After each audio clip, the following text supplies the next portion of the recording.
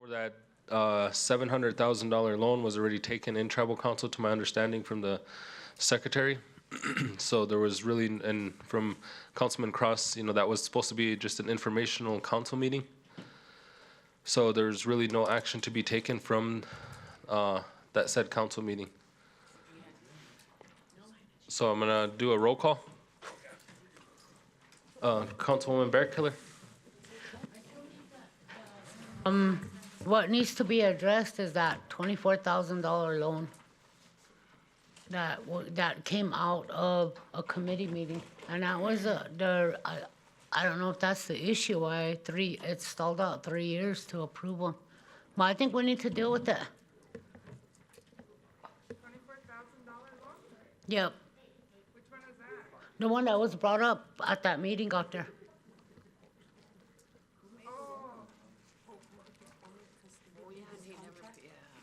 23. Okay. Well, that dollar amount, I think as soon as they do roll call, I'm gonna make I think a motion should be entertained that he pays that back. Okay, let me get the roll call and get a quorum first. Madam Secretary, roll call, please. Jim Meeks. Dwayne Yellowhawk. Here. Garfield Apple. Here. Glenn Gibbons. Present. Lydia Bearkiller. James Cross. Present. Sonia Little Hawk Weston. Here. Jackie Sears. Here. Vincent Tulance. Here.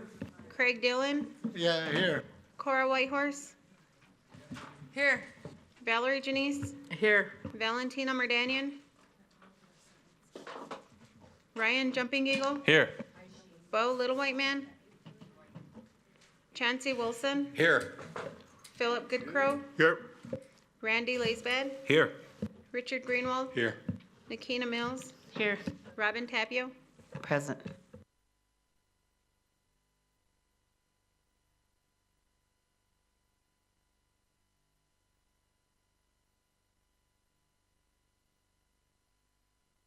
We have 18 present, 3 absent. We do have a quorum, Tribal Council. Quick update before I turn it over to Councilwoman Bearkiller. I just want to let the council know that this morning I went and, on behalf of the tribe, and seen those students from Sioux off on their trip to Rome, Italy. They were very, very happy and very thankful for this body for helping them to, achieve their goal to embark on this lifetime experience, this journey that they're on. And the principal herself was very thankful for this body, for everything that we did to ensure that every one of those students made it, as well as their chaperones. So, she said they will be updating the people, if anybody wants to follow their journey, on the Sioux website. So I just wanted to share that with the council this morning. Councilwoman Bearkiller. Okay, so my motion is that the director of 7 years, 7 generation needs to repay the loan that he got in the amount of $23,000.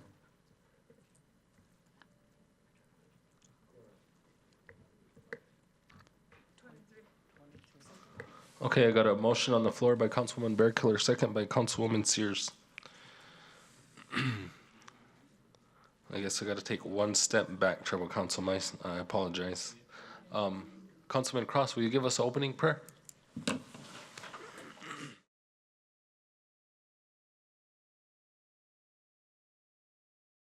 Thank you, Councilman Cross. Councilwoman Whitehorse, will you give us some words of encouragement, please? I'm usually the one asking for words of encouragement. But I just want to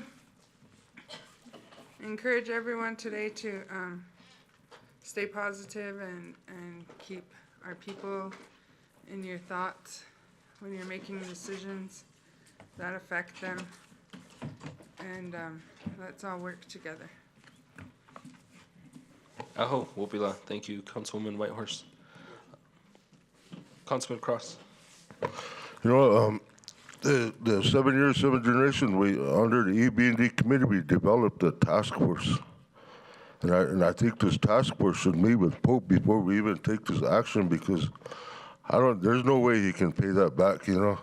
Not in one lump sum, or not in a payroll deduction form, or whatever's we're talking about here, you know? And I think it should go back to this task force, or should go back to committee and work with them, and then bring it forward, because, you know, if this passes, you know darn well he's gonna throw in the towel, you know, and then we have to start all over again, so.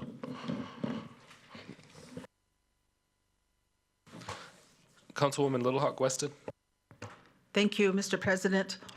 I think that, you know, way back, some of us been on this council working on the 7 year, 7 generation project, and I think Mr. Means did at that time agree to make that payment back.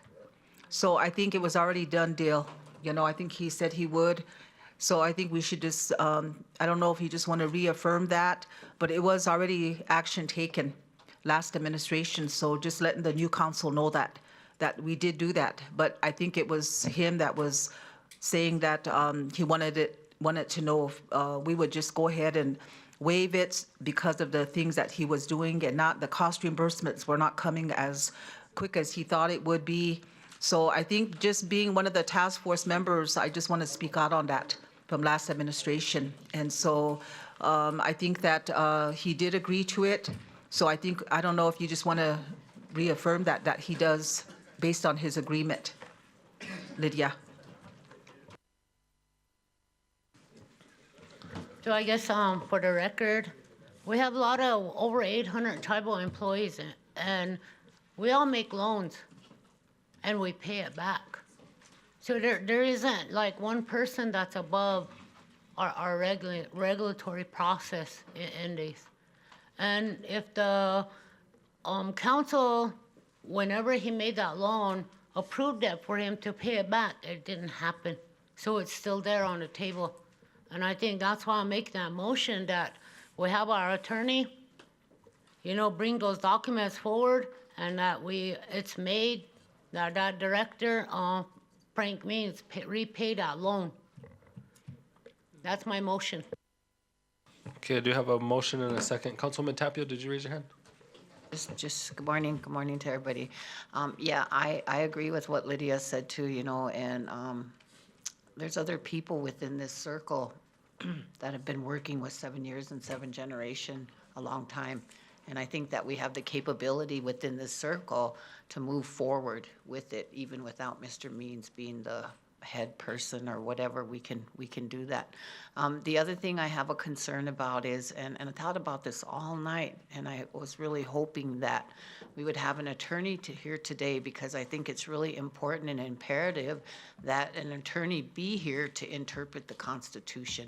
I mean, this hearing that we're having today, you know,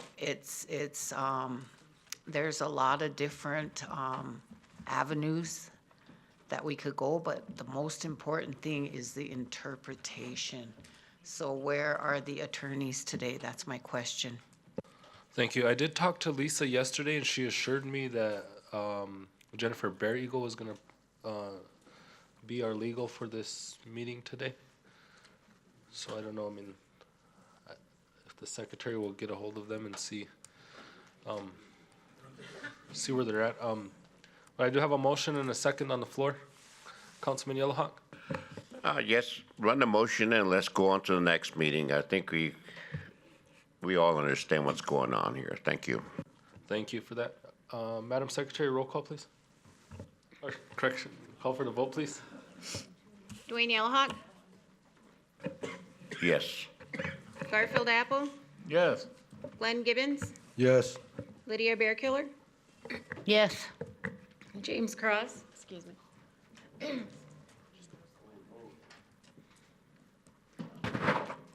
James Cross, Sonia Little Hawk Weston, Ha. Jackie Sears, Uh-huh. Vincent Tulintz, Yes. Craig Dillon, Cora Whitehorse, Yes. Valerie Janice, Yes. Valentina Merdanian, Yes. Ryan Jumping Eagle, Yes. Chancey Wilson, Yes. Philip Goodcrow, Yes. Randy Laisbed, Yes. Richard Greenwald, Yes. Nikina Mills, Yes. Robin Tapio, Yes. 17 yes, 1 no, motion carried. Also, just for the record, Councilwoman Merdanian, I did acknowledge you at 9:52. Okay, got a motion to adjourn, second by Councilman Greenwald. Madam Secretary, call for the vote, please. Yeah. The motion to adjourn.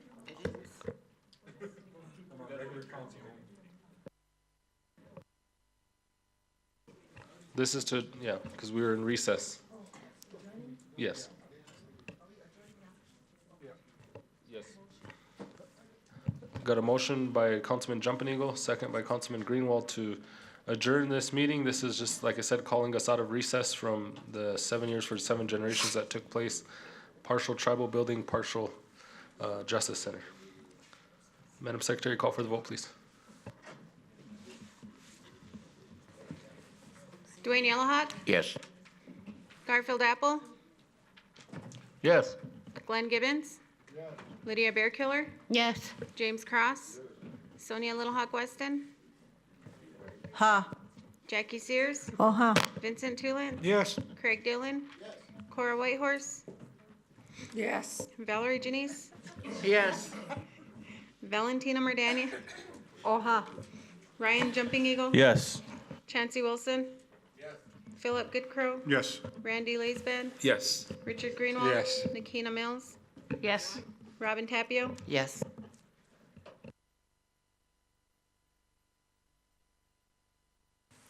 18 yes, unanimous, motion carried. Also, I'll recognize Councilman Little White Man at 10:03. So, meeting adjourned. They did, Secretary did get a hold of the presiding judge who's on her way here from Pine Ridge. So we'll just go into a break until she gets here.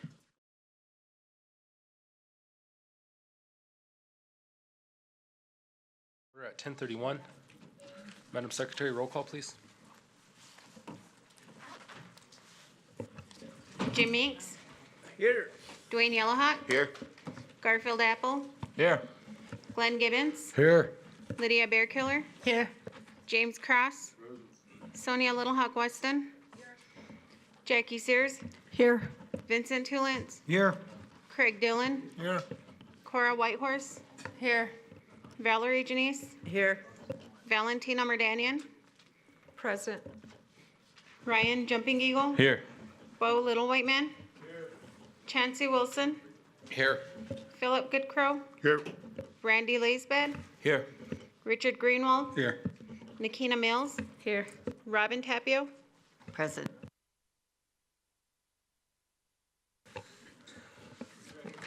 Tribal Council, we have 21 present. For the first time in a long time, we have a full quorum. I want to thank each and every one of you for your time. Before I turn this meeting over to the presiding judge, when we initiated this, when we took this action to suspend the vice president, Councilwoman Sears, you did say on the record that she was your relative, so I will excuse you from this meeting.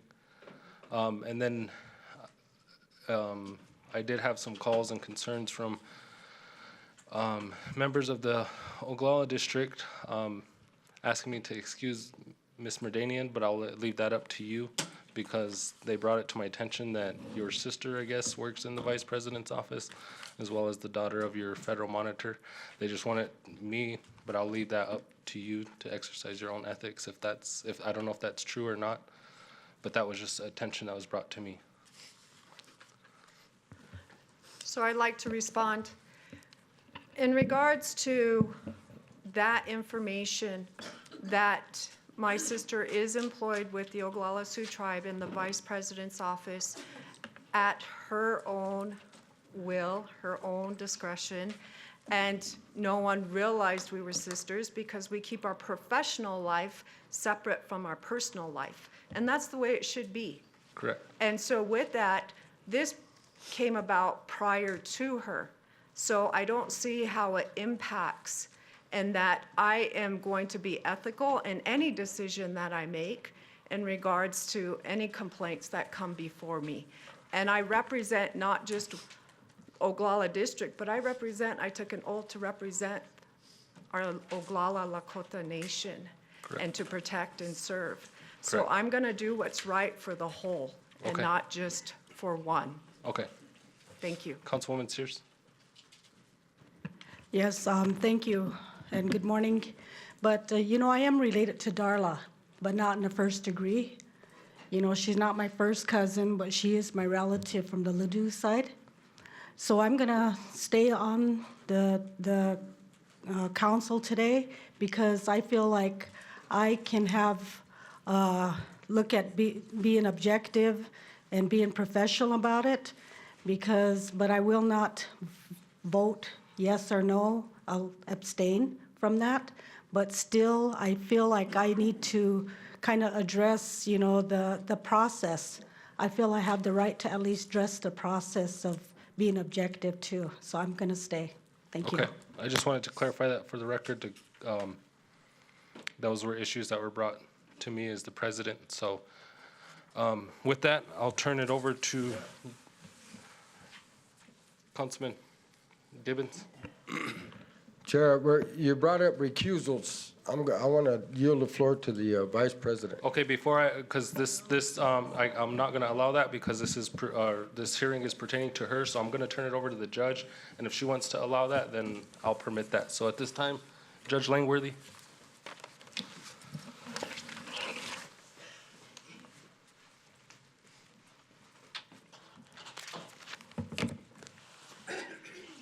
Good morning. Thank you for having me today. It's an honor to be up here again.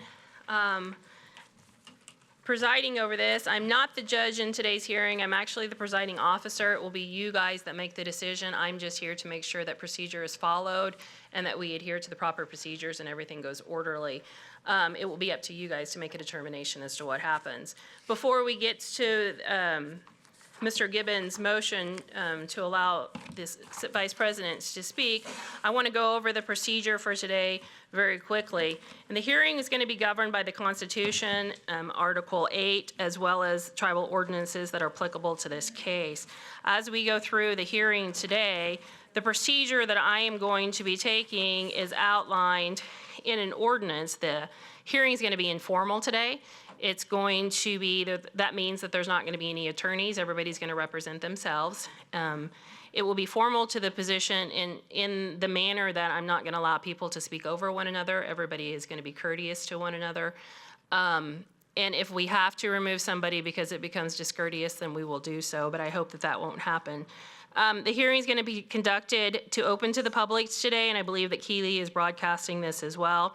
The defendants will be given every opportunity, the Vice President will be given every opportunity to be heard in her defense, and the complainants will be given every opportunity, and neither will interrupt each other when they're presenting their evidence. The way that it's going to happen is I'll let the complainants, and there's 3 of them, I'll let them each present their cases to the council, and then I will let the Vice President respond in kind to that. At that point in time, I will, if at the end of each of their presentations, if you members of your council have any questions for those individuals, I will allow you to ask your questions of them at that point in time. Then once all of the evidence is concluded and all of the witnesses have been given their testimony, and then if you have any additional questions, I will open it up for that.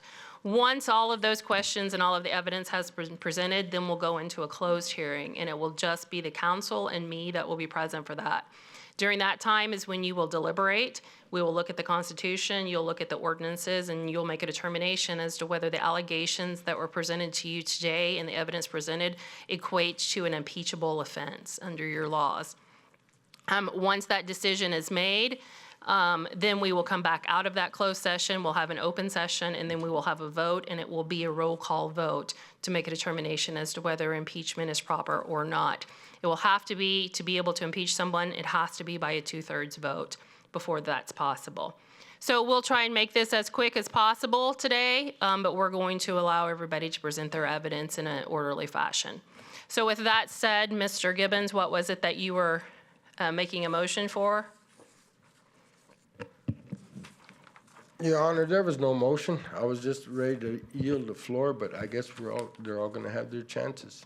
Yes. Oh, so you were just going to allow her to speak? Have a recusal request, Your Honor.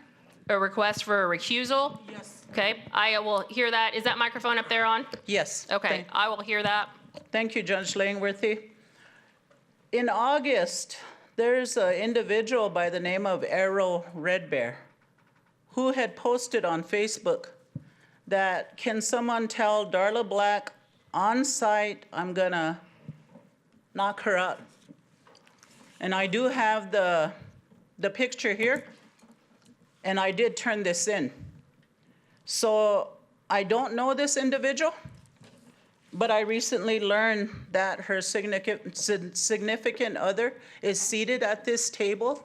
So my request, Judge Langworthy, is that Miss Cora Whitehorse recuse herself, because I feel that if this is her significant other, then I don't know this person, and her ability to be impartial, I think, is hindered by this. I don't know how this came about, who this person is, or why she would want to knock me out. Okay. And let me point out to everyone here, a lot of you I do recognize and know from previous council, and most of you I don't, and there are no name tags. You don't have any nameplates here. So if I look at you, I'm probably talking to you. I just don't know your names, and I certainly don't want to be discourteous or rude to each of you. So who is it that you were speaking of? Lake Creek District Representative Councilwoman Cora Whitehorse. Ms. Whitehorse. Yes. Would you like to speak to that?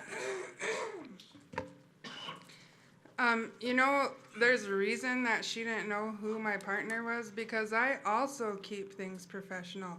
She stays out of my business and I stay out of hers. So if she made that threat, I am not a part of it. That's between them. Okay. I'm going to, at this point in time, leave it up to you based upon your ethics and what you know as a council person and what you believe your ethics are. I don't believe that there is a conflict of interest in that. But if you believe there is, you can step down. If you feel like you don't need to, then I'm going to respect that decision. Yes, ma'am.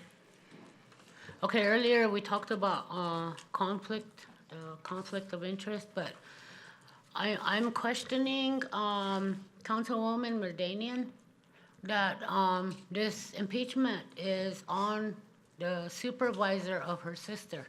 She's a supervisor on Miss Merdanian's sister. And, you know, the end vote is what I'm trying to get at. If there seems to be a conflict, there's a process there, so at the end of when the votes are gonna be, when we're gonna vote on it, are they included in the number of council sitting for that 2/3? Now, that's what I'm getting at, and I feel like we should have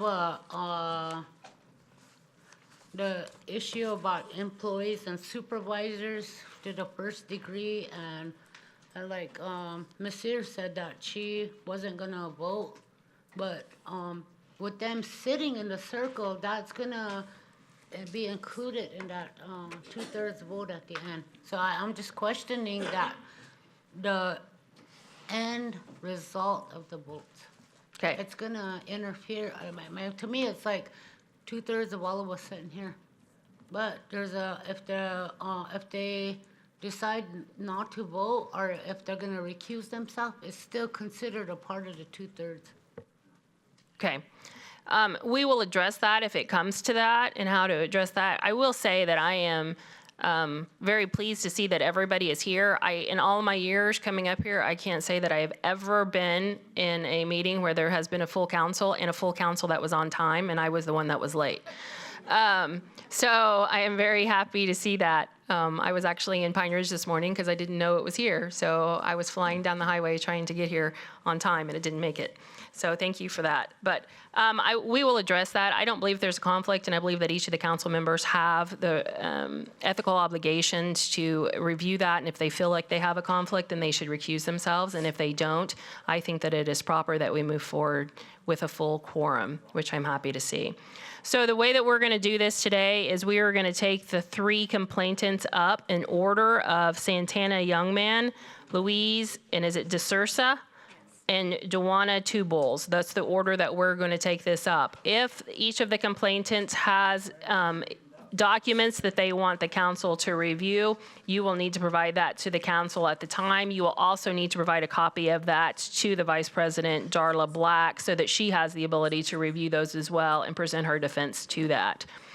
I will ask that each of the parties be respectful to one another, that nobody stand up and speak over each other, no yelling, no cursing or anything of that nature, and we will move forward. So if Santana Youngman would like to come to the podium.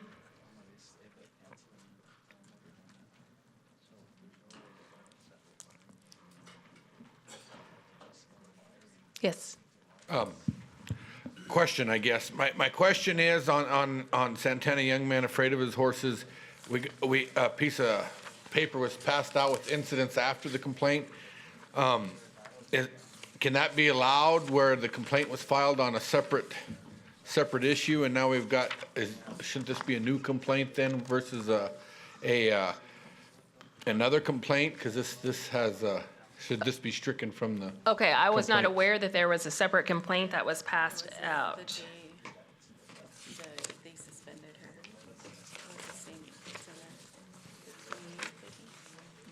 These are the ones that I was forwarded.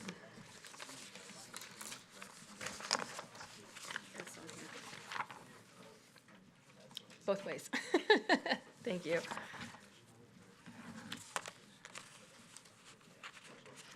Was this after the council voted? Well, I got a question on it, if it should even be allowed, because it was notarized on the 29th and it was received on the 28th.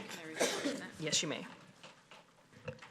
The complaint was brought in the morning of the council meeting on that day at the chambers, and it was notarized and it was handed in. It was in conjunction with the complaints of, that were filed. So you guys accepted it and approved it. It was voted on.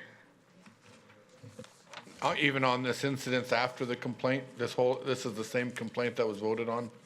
With the incidents after complaint? Because it was brought in at 10:25 a.m. and you all voted on it. So my understanding is there are 2 complaints from Santana Youngman that were presented to the council at the time of the hearing to vote for consideration, and 1 from each of the other complainants, and those were all 4 move forward to this hearing today. So, ma'am, you may go forward.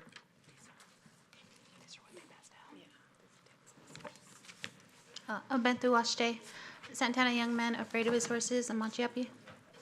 I am from the Oglala district. Sorry, I'm a little nervous.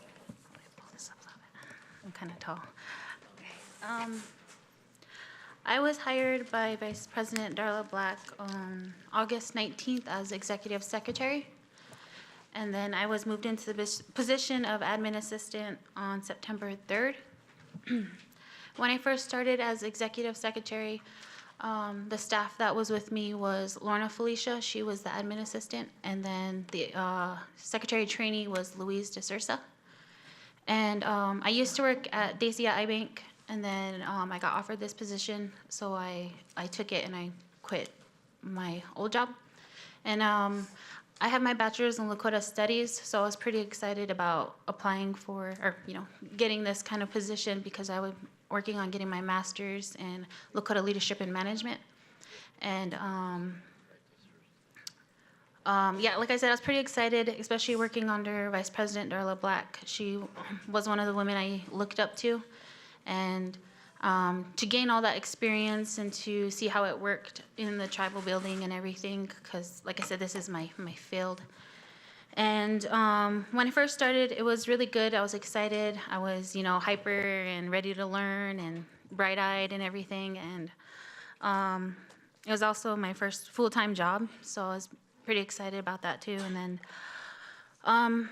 as the days went on, I would notice my coworkers, how they were always on edge, and like they seemed like they were walking on eggshells. And I noticed like a little bit mistreatment of Vice President Darla Black whenever Lorna wouldn't make a copy for her, or she would forget to make a copy, she would get in trouble.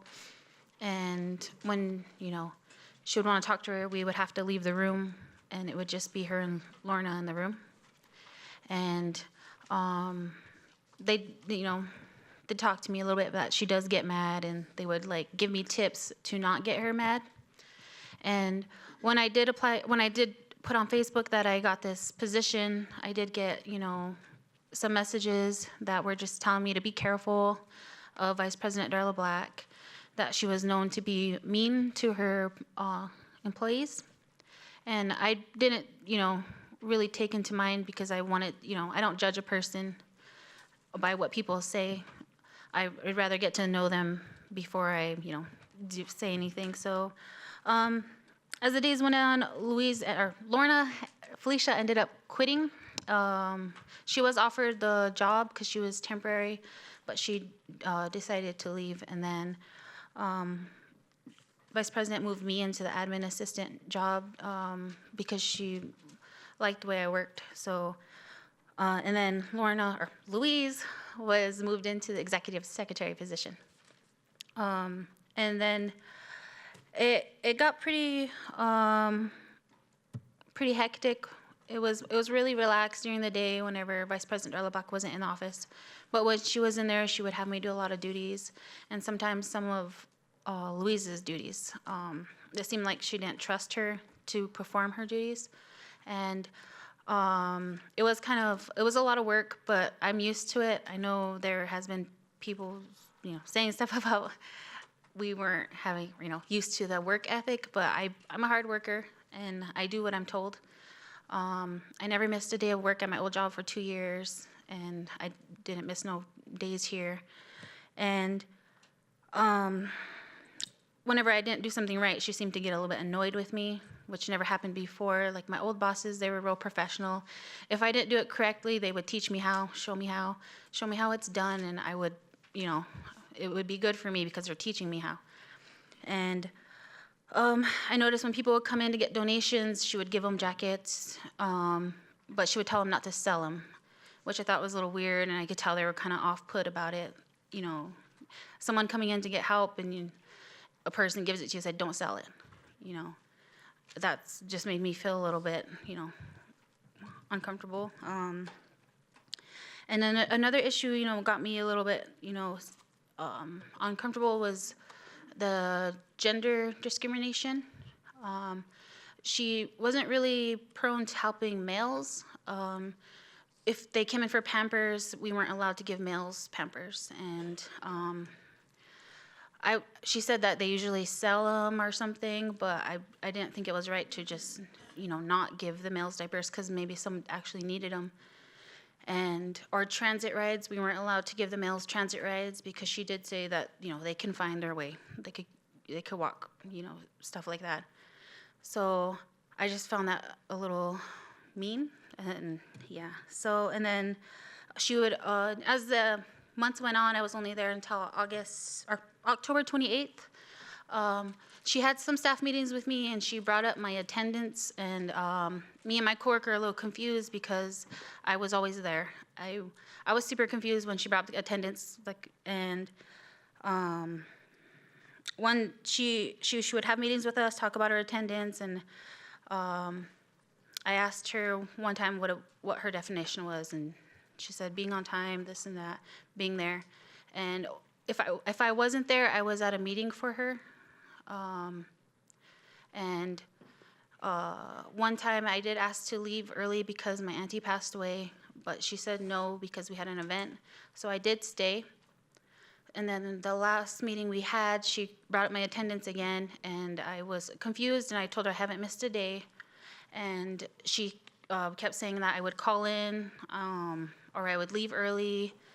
And I was confused by this because I never did that. I did ask once about the funeral, and she did let me leave early, and then she said, you can go if you want to. So I was like, okay.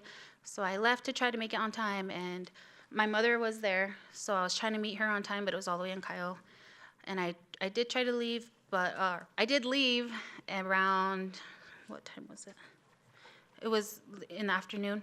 And then she texted me, told me she was gonna put in a verbal warning, or write up a verbal warning of my attendance issues. And then in the meeting she had with me, she said she had EAP there, and she told me she said I was a good worker. I did everything she asked me to.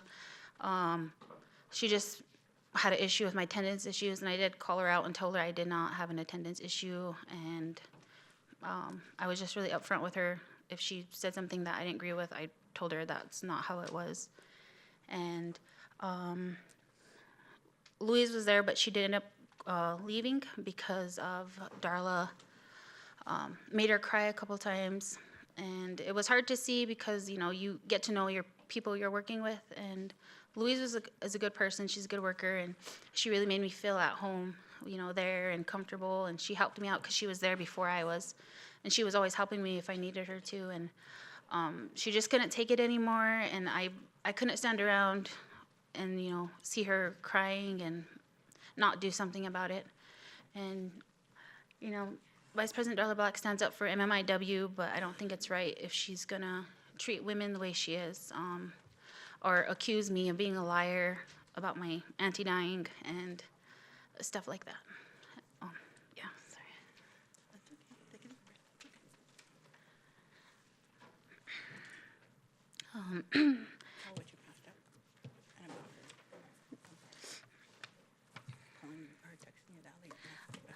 I did pass out some screenshots. These are just a few that I could get printed off. There is one about her getting mad about us getting Pampers. There was some people there that wanted to get some Pampers, so we decided to leave and go get some. Oh, did you give her a copy? I asked her to present those to you. Your due process is not violated. Did you present a copy to her? I put them up there. Okay, you need to always provide a copy to them, not up here, please.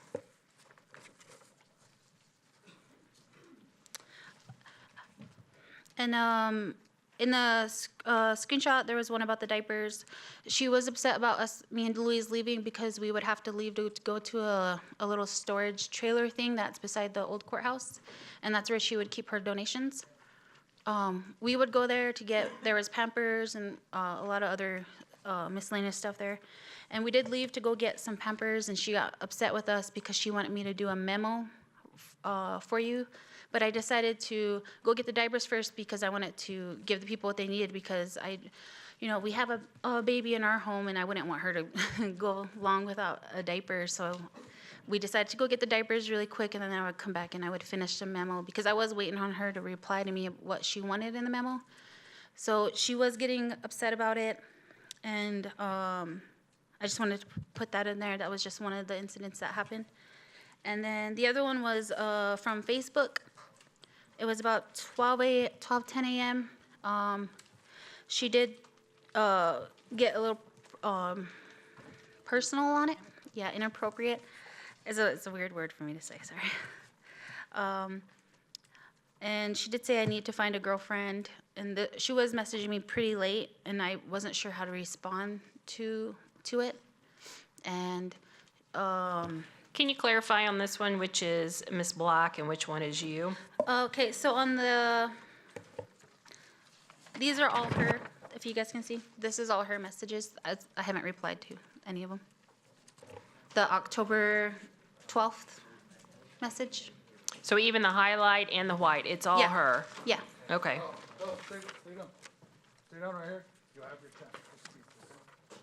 Just sit down. You will have an opportunity to respond to this. That's why I said there's no interruptions. They are allowed to present their evidence, then you're allowed to present yours without interruption. So you just need to make a note if you have something you want to comment on. I request my cell phone, because my cell phone has these, and they took my cell phone away from me. We're going to continue. And then on the other messages that you see, I'm on the right side, and then she has the letter D beside her name. Those are hers. And she did request me to get, she did say something that was a little weird, something about, she wanted me to get my work phone because she didn't want my boyfriend to get mad at us for texting. So I thought that was a little weird. You know, I don't think my boyfriend would get mad at my boss and me for messaging each other. So I never did get a work phone. This is all from my personal phone. And I did save every single text that I received from her. And the other ones you do see are, the other screenshots are of her putting up our complaints on social media. She did put our names out there, and that just made me a little scared because I'm not sure, because she's the vice president of the Oglala Sioux tribe, and she does have a large following. She is supposed to be our leader, and the fact that she put out our information that we were told would be confidential is scary, because I'm not sure how her followers are. And I did, you know, I see on social media people sharing it and people calling us lazy, and that maybe she just made us work, that's why we're complaining, or, you know, maybe they should get slapped. You know, scary stuff like that. And I'm still young, you know, this is really scary for me. Sorry.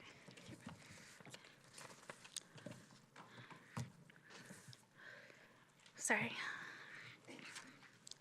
This is my first time going through something like this, so.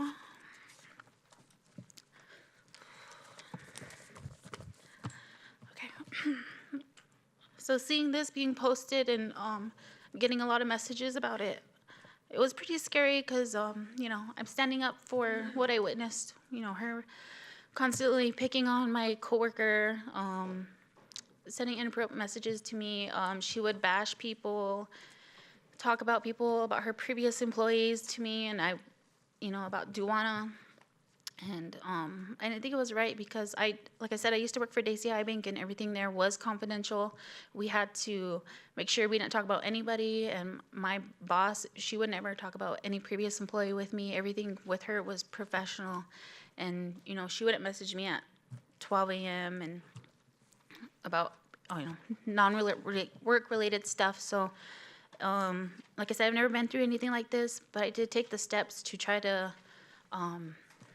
that they told me to do, because I've heard, you know, employees said that they went through the same thing, and I decided I needed to,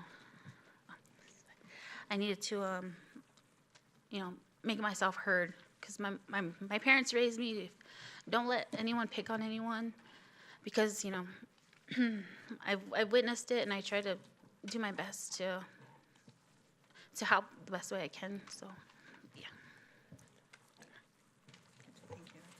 Do you have anything further at this time? No, thank you. I'm sorry? No, thank you. Okay. Do we have any questions? Yes. Councilman Greenwald. Thank you. In your statement earlier, you did mention mistreatment. Can you get more detailed into what kind of behaviors that you witnessed? You said mistreatment or being mean or something. Can you be specific, you know, like maybe yelled at an employee or said this or said that? Can you be more specific about the behavior you're talking about, the mistreatment?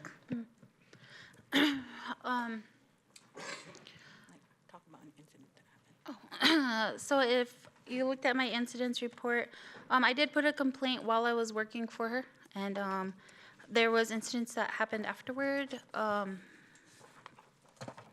Okay, sorry.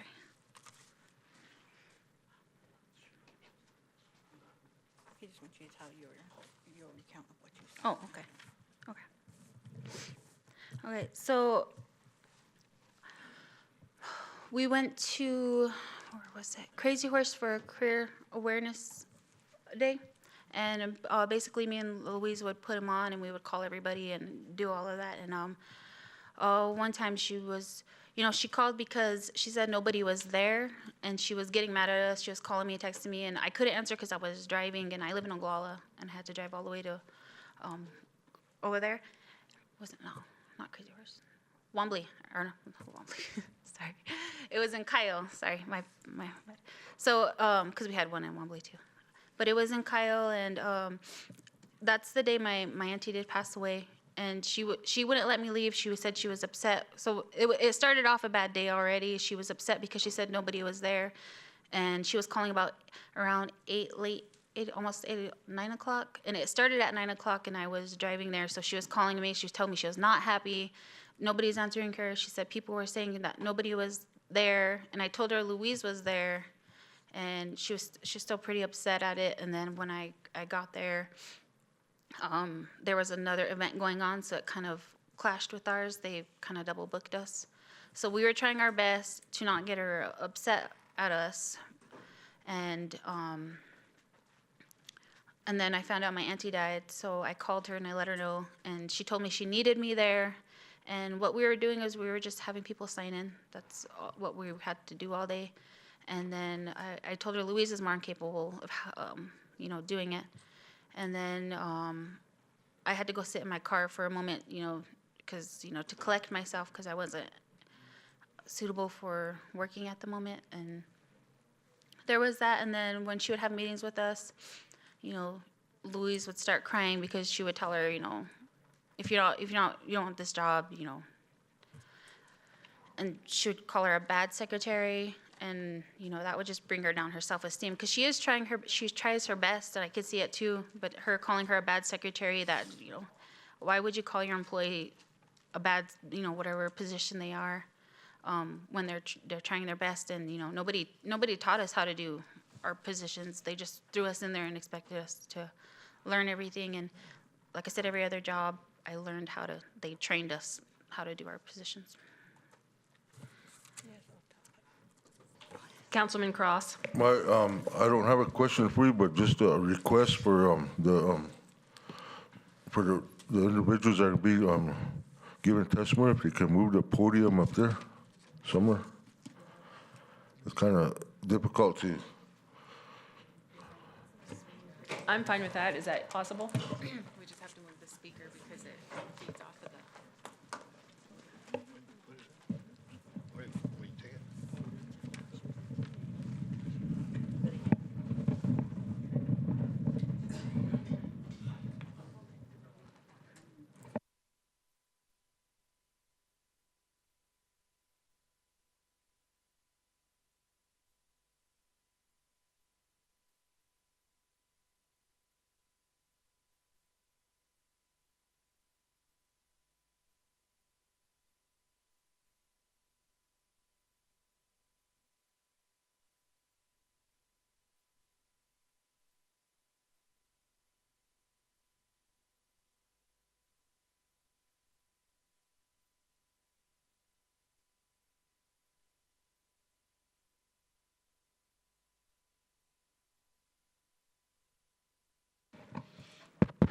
Testing 1 2, testing 1 2.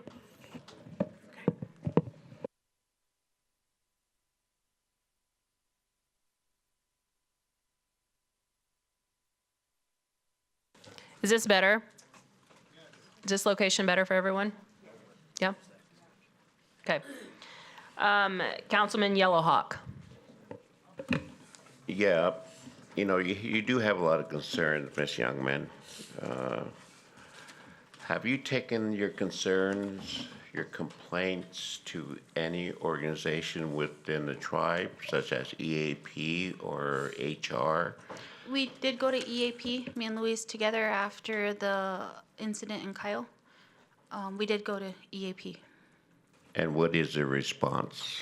They told us that they couldn't step in themselves because they just offered counseling. But they said that we can go and do our own complaints, so we did take that step. One thing further. And give it out too, and we have other programs that could give that, but for some reason, our vice president's office took that on in the last couple terms, so. And it seems like it's been an issue is it hard for you to keep up with your duties as a vice president's office? It was, we had to do, the timesheets, any like memos. What's the other one? there was timesheets, memos, working with the people, any duties that Vice President would have me do, like work-related stuff, basic admin information. Yeah. Any other questions? Were you paid reimbursed for your mileage when you used your personal vehicle? Yeah, some of them, yeah. Some of them, but not all of them? I still have like the travel sheets that I wasn't, they didn't do. Were they refused to be reimbursed, or you just didn't turn them in? Well, she had us fill them out, and then she would write a memo up for some of the stuff we would have to do, because she was having us take pictures of houses. Her being intimidating like that, like snapping me off, getting mad at us, and we didn't want to get her mad, you know. We just walked on eggshells. We did it as best as we could to make her happy, which I don't think it should be like that in a job position. I've never been like that with any of my jobs. And I was on my site manager at Daisy iBank, which we work with money, we work with people, they get mad at us, but my employer always made it a good job environment for me. And if I did something wrong, she would just tell me professionally, here's how to correct it, this is what to do. And she wouldn't threaten to, you know, fire us or hold our pay or, you know, anything like that. Any other questions? Yes. I'll get you. Good Crow, Councilman Good Crow. Thank you. I would also like to say thank you for coming up. I know these are tough issues, I mean, not issues, but it's tough coming up as an employee, former employee. Just for the record, how long was you employed under Darla Black's administration? I was there since August 19th until October 28th. I did put in a complaint while I was her employee.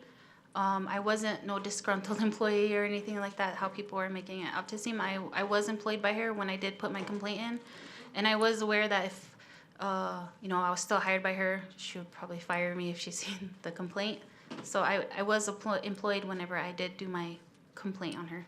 And she did have meetings with me, because throughout my time working for her, she said that I didn't seem the same. Like I said, I started off bright, happy, all of that, ready to learn. But as the days went on and noticing her treating people bad and, you know, me wanting to get the job correctly for her to make her happy, I didn't really care to dress up, and it was hard for me to sleep at night. I just wanted to get my job done. Like, my life was that job. So, and then your question about the MMIW, the way she treats women, how she talks bad about them, I'm not going to say who she was talking about, but she did name a lot of names that, you know, she would slander to me. It just made me feel, you know, she advocates for MMIW. She should be lifting the women up, not tearing them down. Any other questions?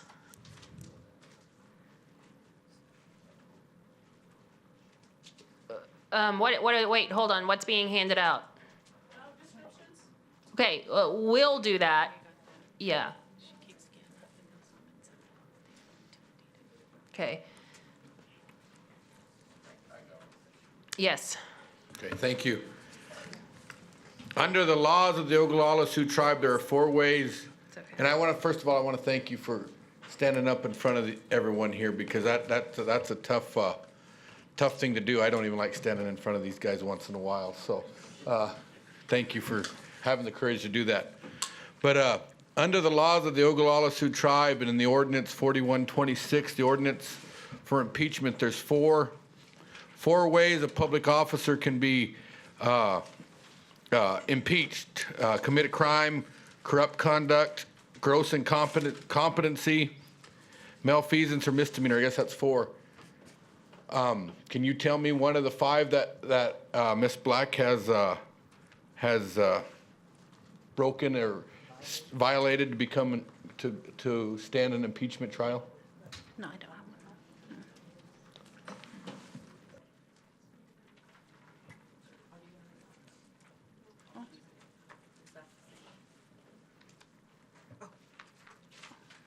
Oh, I have it.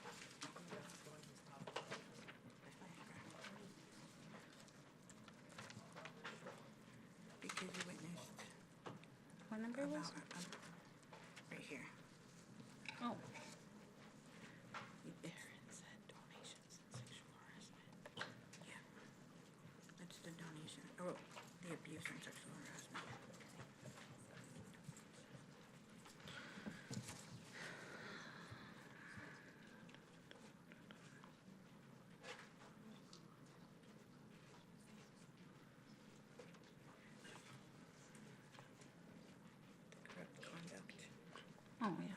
malfeasance. Tell them you believe it's a corrupt conduct and malfeasance. Just reading this, probably corrupt conduct and malfeasance. Can you give an example of the corrupt conduct? It would be the donations. And I guess elaborate then on the donations on the corrupt conduct. What I witnessed, like I said, we would have to go pick up the donations for her, and it would be, sometimes she would have my coworker Louise take some of the donations to her home when they're supposed to be given to the people, and she was really strict on who they were to go to, and there was some that were still in her storage that she didn't want to give out to the people, and she did try to give us some, but I just left them in the office. All right, thank you. And there, there wasn't records of them. And then the transit issue, they did call and let us know she wasn't paying on her transit for the past 2 years. And I'm not sure, she said you guys said that you were gonna pay on it. That herself wasn't paying transit, or she was getting rides for? She has a transit that she gives out to everybody, or that she provides for the people, and they said that you guys are supposed to pay on it. That the tribe was going to pay the? Yeah, and there was a debt for 2 years, so. Really? Okay, thank you.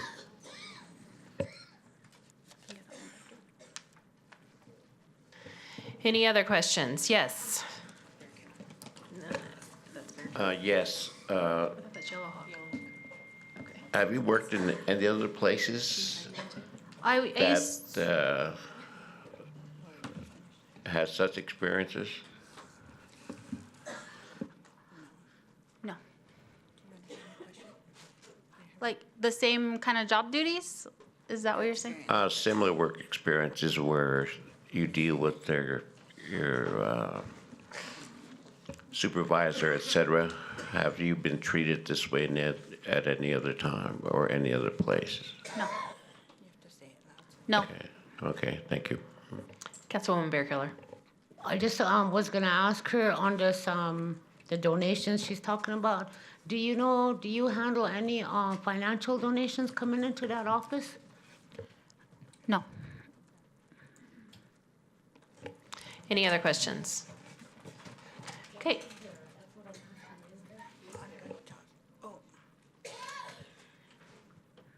The question is, are there financial donations that come into that office Yeah. that are handled by anyone?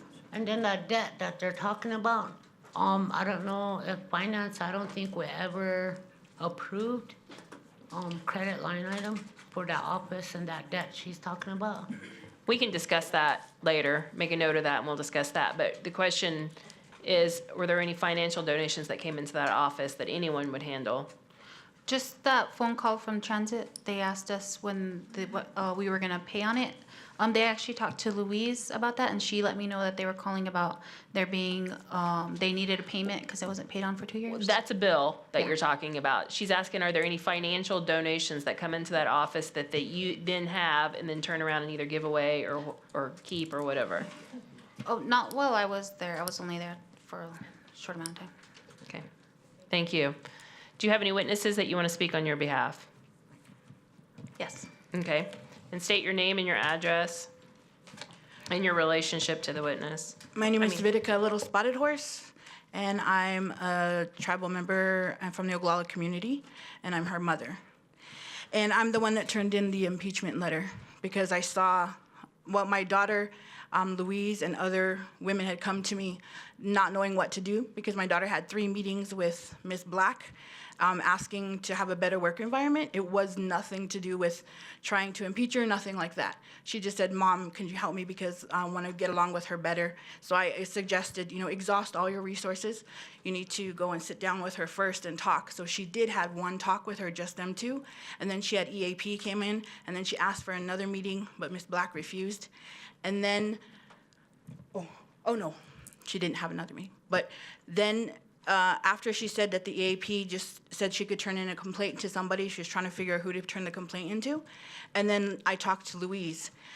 and the other worker. And then I also talked to Lorna, and then other people had come to me with the almost same exact complaints of this abusive behavior. And I think because it's so normalized, just in society, knowing, like, honestly, when my daughter showed me that she contacted her by text at 12 in the morning, telling her she needed a girlfriend, that's sexual harassment. And my daughter didn't realize that. She said, I don't know what to do because she keeps calling me over and over and I can't, and I don't want to answer the phone. Or she was texting me over and over. And then Pt1of2 came to me and showed me the text that she had done to her too. Early morning hours, all night, saying the same inappropriate things. And Louise too, that she had been calling her after hours, after work, nothing to do with Lorna, sorry. So getting all this together and having them give me, write it down so I could read it to see what it was. And then I realized, wow, she's breaking some laws here. And then when they brought up the thing about the transit, and so I had to go look at that. So I called upstairs and asked them, does she have an account? The treasurer's office said no, there was no account. So I called the transit myself and asked them what they were talking about, because also, you guys know me, I investigate a lot of different things, including nonprofit stuff. So I called the transit, and the lady who answered told me that Miss Black had an account there to give rides to people, and that it was in her name, and that she was supposed to pay for it, but she hadn't paid for it, and that once in a while, somebody would call in donation payments for her. And so I was kind of confused because, So I was confused about, as far as I know, my knowledge, and I'm not saying an expert, but I thought if anyone, especially tribal council members, had accounts, that it had to go through tribal council financial committee, the finance committee, to create any kind of account that way. So I asked them too, when was the last time Darla made a payment, and they said it was 2 years ago, and that the bill was over $2,000, and I asked them who did they think was going to pay for it, and they specifically said she had told them that the tribe was getting funding, somebody was getting funding, and they were going to give it to them. And then then I heard her the next day on Keeley Radio talking about she gives out these rides, and that it was all on her. Now, to me, like I said, the misconduct, the fraud, honestly, that is fraud. And sending my daughter, and the first time that she sent me and my daughter up to Rapid after the NAHA, first thing I asked my daughter when we got there was like, who approved of this? And where is this going to? Because I investigate nonprofits. So I was like, what? And she said, it's for the vice president asked us to pick it up. And I said, well, what is she gonna do with it? And she said, hand it out. And I said, okay. So I was like, I'm gonna talk to Darla and see what she's doing, because I'd never heard of anything like this. So I did talk and ask people, and they said she was giving out donations, and then I called and kept asking more questions. Like, I didn't know that was allowed for tribal council members to solicit donations, pick up donations, and hand them out and be discriminatory about it. Like I said, reading all of these things and realizing that these women didn't know that they were being honestly used to participate in things that are illegal. Like, you do not go and pick up donations and bring them down and have no record of them, and then only give them out to people she thought was deemed worthy. Like saying, don't give the men transit rides because they're men, they can walk. That's discriminatory. And saying not to give men Pampers because they might sell them, that's disrespectful and discriminatory. And she straight out told these women that. So that's what I mean, like, they didn't understand what they were being told to do, but they were just doing their job because they believed, like what most people do, if you're hired for the job, do it. Picking up her grandkids, dropping them off, taking donations to her home, that's illegal. You don't do that. And then they didn't know they weren't supposed to. They thought that was part of their job because she kept holding that over their head. You get paid a lot of money to do this job. And that's ridiculous too. That's an abuse of power. So that is malfeasance. And thinking that she's above the law and that she doesn't have to report anything to anybody, that's dangerous. Because for the things that I'll be handing out something to you too from one of the nonprofits that donated to her. They said that she turned in requests, 75 to 125 in the past year of direct requests to them for help. So she's soliciting donations. And they sent me a screenshot, which I did email to Mason, but I think I put the email wrong. But even that, she had a piece of paper, it was a she sent a screenshot to a nonprofit of a, I could send my phone around if you want, but it's of the request, remember the request forms that we have at our CAP offices? People fill out a request form. There was a screenshot she took of this request form and sent it via text to a nonprofit with all these people's information on there. That's illegal too. And said these people need a refrigerator. Could you get them a refrigerator? And she keeps standing up here saying that she's transparent, but then she's doing all these things behind her back. These things, there's proper procedures. And malfeasance means, and this gross incompetence, is she incompetent? Does she not know that she's supposed to turn in information like that? When she gets donations, she's supposed to keep record for it and go up and tell the finance committee that she got 15 refrigerators or 10 heaters or air conditioners to give out, but she didn't. She didn't report it to anybody. She just got it and sent it out and sent some to her house. And people can talk about corruption all they want, but the evidence is there. And these women witnessed it, and she bullied and harassed them to make them scared to even come in today. And the only reason they're here is because I promised I would be here to protect them. And then after these proceedings started, she posted their information, their names, on her page and the complaints. It was shared, I don't know how many times, including one of your own tribal councilwomen shared it on her page. That's disrespectful. That's against the procedures. You don't use social media to attack your own tribal members, but that's what she's done. And the slandering part, she's got up on Keeley Radio and talked about every single one of you, including our tribal president. The world looks at us. The whole world, and I'm telling you because I travel a lot. The other nations, they look to us for leadership. The Oglala Lakota Nation, the great Oglala Lakota Nation. So she holds an international position, and she gets on social media and slanders our tribal council, our councilmen, anyone who goes against her, and then causes this whole ripple effect. People saying they're gonna slap my daughter because she wanted to stand up for her rights. That's wrong. But nobody would have known about that if she didn't post it. So she believes she's above the law and above reprimand because nobody has done anything to her. The oldest complaint that I have, the longest complaint was like 6 years ago. So she's been doing this for 6 years. Harassing, abusing, intimidating, walking into people's offices, slamming doors. That's unprofessional behavior, and it needs to stop. That's why we came to you guys, and that's why we took it all the way to the tribal council, because we did exhaust all of our resources. And even after we went to try and get some help, we realized that we have to wait because we wanted to get a restraining order on her, restraining protection order. After they went in, my daughter and the other two complaints, or the other victim, didn't tell anybody where they were going. They went to victim services. And she posted on her page that they were at victim services complaining about her. She don't have that right to do that. And that makes us wonder about victim services. So this trickle effect from this ripple effect from what's not getting these women help shows that our other programs are lacking too. Because did somebody at victim services tell her? Like, who told her that they were there for her to be posting on her page and having people make a bunch of hateful comments about it? That's not right for the victims. But if anyone has any questions for me, I can answer them. Councilman Greenwald. You were talking about the NAHA stuff and giving stuff out to the public.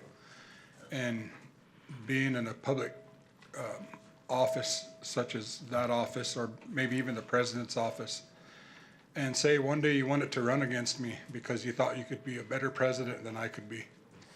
And do you think the playing field would be fair if I was the president and I had all this stuff to give out to everybody, and I made everybody happy because every time they came to my office, I could give them a gas ticket, I could give them this and that? Do you think it would be fair to you to run against me with me having all this stuff at my whim? You see where there's conflicts that could build arise from this, right? Yes, and also that's illegal in the United States. Like I said, I don't know about the laws here, but I did go and investigate that. In the United States, people who are in political positions are not allowed to buy votes. That's considered gifting people things as buying votes. And she does make those statements, mind you. Remember, she's on Keeley in front of everyone, making slanderous, ridiculous statements. And even that's pretty disrespectful. You know, she sat up there, and I don't know if anyone heard this, but I heard it when she said, the tribal council is holding stuff back. I don't know, so you need to talk to them, but they have some coins that are worth a bunch of money, and they're holding it, and they don't want to help the people. She said that, and it wasn't even true. And all of a sudden, I'm getting a bunch of phone calls because I also help in the community, you know, as an activist and an active community member. People call me, and this is what they said the tribal council did. So I called myself to the finance committee and said, what's going on? And they explained it. That wasn't the process. There was some coins that were donated, but it was in being taken care of legally before anything can be done. But she didn't explain that. And that's what I mean.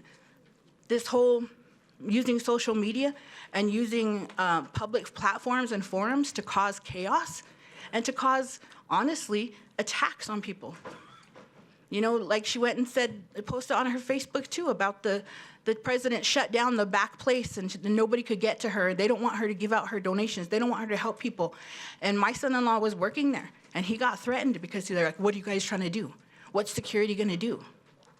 And that was, you know, not even that wasn't true.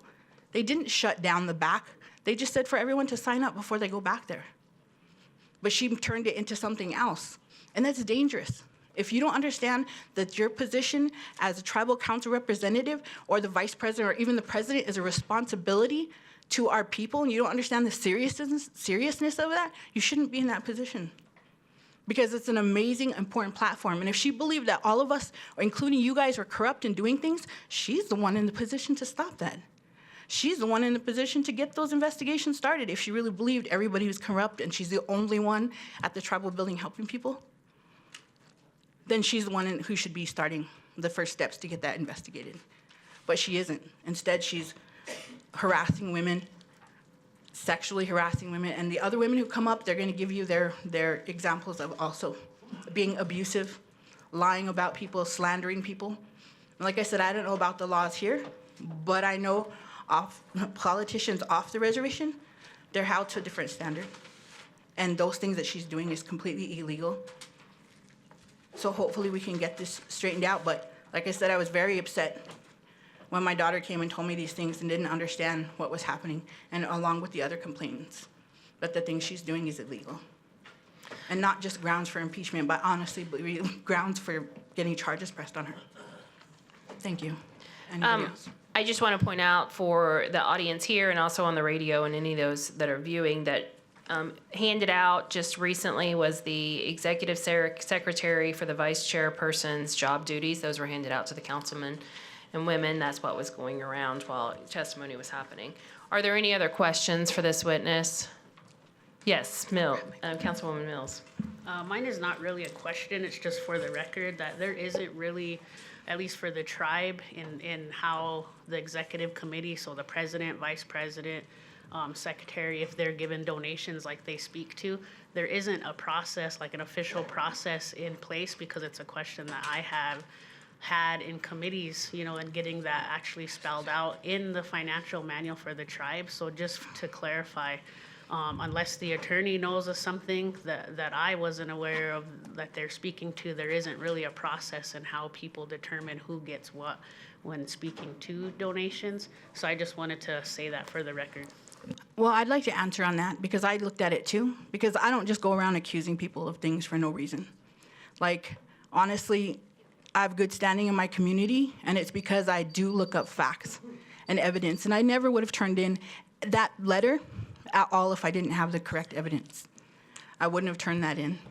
But and just for the record, I'm sorry to interrupt you, but just for the record, that letter that was turned in was not something that the tribal council considered, and it's not into evidence today because it was not notarized. The complaint was not notarized, so therefore it's not before you today for consideration. So I just wanted to make you aware of that. Okay. But on there, well, as far as the thing for the executive board and the vice president. For the vice president, it does have a very minimal job description for her. Like, she has to be at a meeting. If the president isn't there, she has to chair the meetings. But at the bottom is the last thing, and it says that she has to adhere to all the laws that are put in the Constitution and any of the policies and procedures set forth by the tribal council. So even though they're executive board, they're not above the laws that you as tribal councilmen and women have to follow. And there is a process there. So because of that, she does have to follow that law that is set forth for you guys. Just because. Ma'am, can you limit your testimony instead of argument That's about fine. what you feel is she's doing as to what you've witnessed and what you've seen? Yep. Yeah, and I think that you've covered that. Is there anything else that you would like to cover I with would like to regard pass out this, and because about the witness about the donations. I have emails from the person and some donations, and the statement from him that says that she did request 75 to 125 times donations from their program. Okay, you can pass that out. Make sure you give one to Ms. Black as well.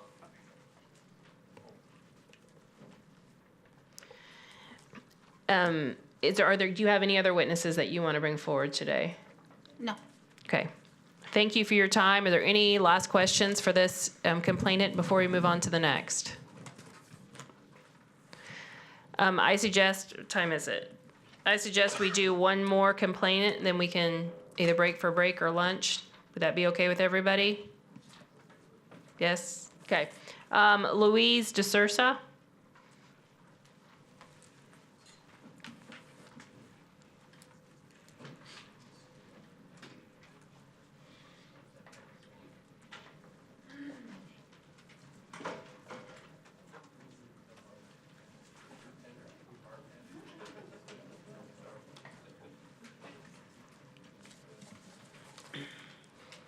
Okay, can you state your name for the record, and then you can go forward with your testimony.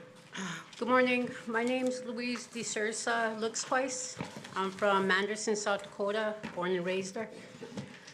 I was the first one to put in a complaint on Darla because of how she was treating me. Whenever I was the executive or the secretary trainee, everything was good, you know. She never was mean to me. But as soon as I became the executive secretary on September 16th, everything changed. She would holler at me in front of people saying, "Did you have them sign in? Did you," you know, like I didn't know what to do when I was telling them to sign in. Some people wouldn't listen and just walk into her office, and she'd get mad at me for that. They wanted her to go to a meeting in Red Shirt. And then this woman called me, so I set it up for her. And I told Darla she had to go to a meeting on the 17th in Red Shirt. So she went, and there was no meeting, and the woman didn't call us. When we went to Wamlee, she asked me where the meeting was. So I said, I thought it was, they had a cap office there. So I thought it was there, because I never went to Red Shirt. And she's like, "You're a bad secretary," just loud towards me. So I said, "Well, I'm sorry, I didn't know." And there's a stem cells sitting there listening. They heard us. They heard her say that to me. They all looked at us. And then about noon, my husband called me and told me that my oldest son, couldn't find my granddaughter. So I went up and I told Darla, I said, "My son can't find his daughter, so I need to go."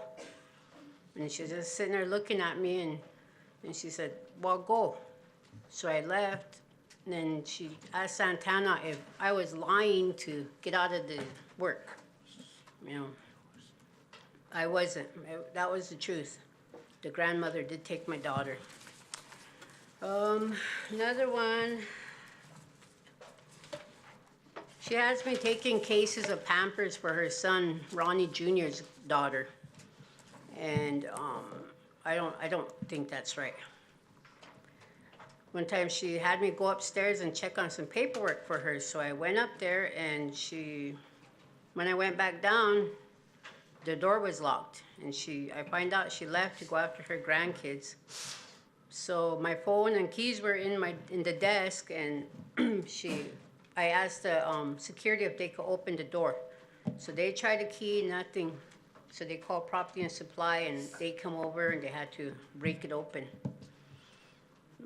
They didn't fix the door stop that day because it was almost 4:30, and they came back the next day, and she's like, "What's going on? What happened?" So I said, "You locked me out yesterday, and I had to have them break it open." And she said, "You should have called me." So I said, "Well, I didn't have my phone, and I don't know your cell phone." And she said that twice. So that guy that was from Property Supply, he said, "Calm down, it's fixable."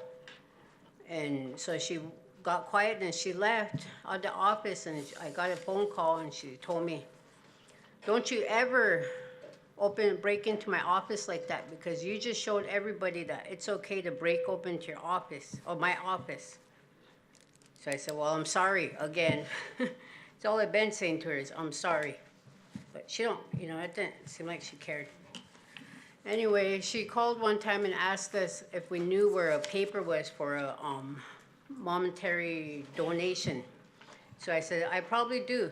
And she says, "Don't say probably," with annoyance. So me and Santana just looked at each other like, "Whoa, okay then." And she verbally abuses me, I don't think that's right. I really, honestly, I really looked up to this woman. And I was so happy that she asked me to work for her.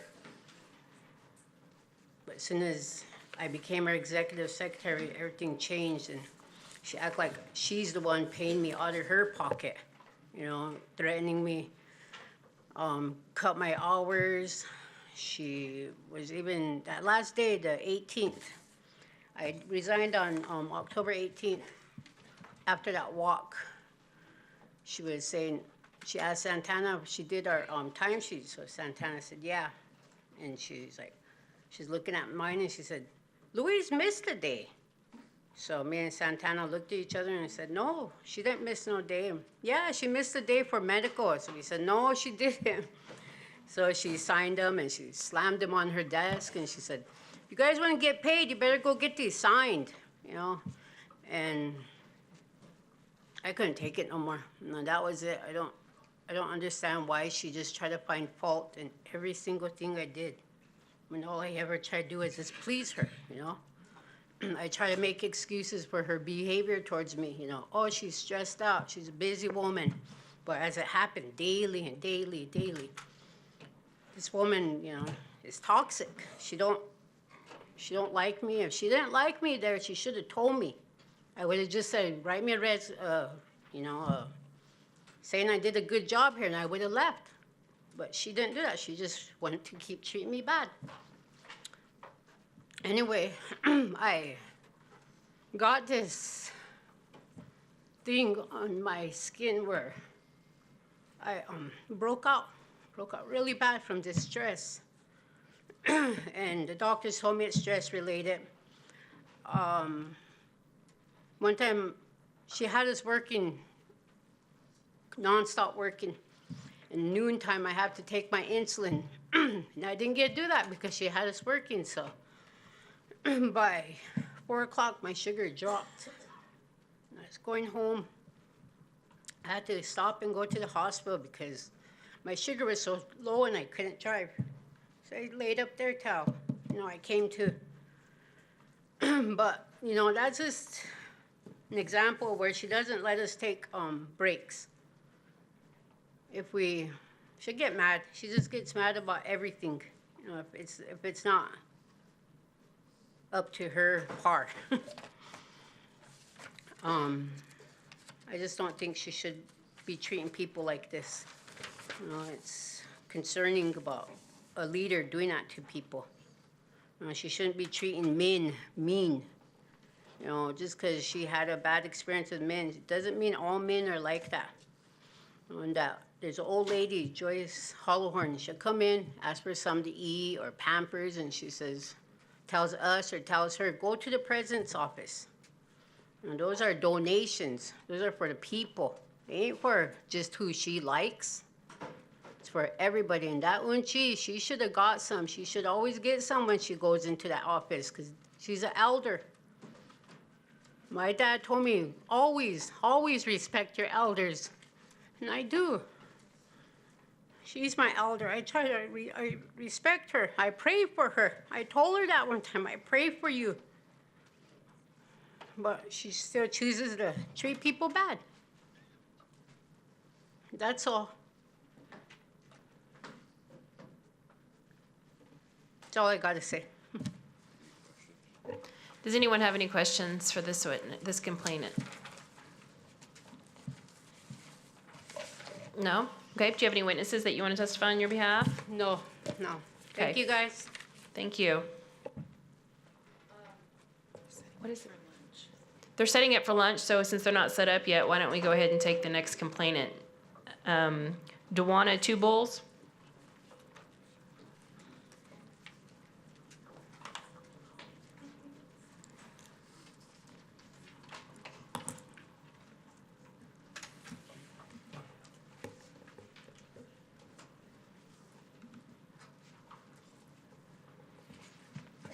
Make sure you state your name first, and then you give your testimony. Hello, my name is Pt1of2 Bulls. I'm from the Oglala district. I worked for Ms. Black starting in November of 2017. Ma'am, I know you're tall and that microphone doesn't quite reach to you, but it's not picking up your voice. So you either need to speak louder or bend down, please. Okay. Thank you. How's this? Okay. I was employed by Ms. Black in November of 2017, and I was terminated in February of 2019. Much like the other complainants, my initial experience with the vice president was a positive. I did know that it was a busy job. And my prior experience, I have worked with patent law attorneys in Minnesota. I've done accounting work. I have a lot of job experience that does pertain to that position. And Ms. Black led me to believe that, you know, it sounded good. It sounded like a good job, so I did accept. And after, I would say a month or two, no, about a month, it did go, in my words, south. Ms. Black did, she was, I can say moody, I can say cruel, I can say dismissive. She did not treat her employees like I had ever been treated before. I've worked many jobs in a professional capacity, and I have never been texted, called 24/7, being told my job is 24/7, then the next minute, your job is 8 to 4:30. You know, there was no consistency, there was no anything. When I first started, it was, you know, it was good, and it wasn't as busy. I would say in the spring of 2018, that's when we started getting a lot of donations in, and it did become quite hectic. I did not have time to perform my own administrative duties as listed on my job description. I was too busy picking up donations, sorting donations, handing out donations, making sack lunches, handing out sack lunches, answering phones, giving Darla phone numbers over and over and over.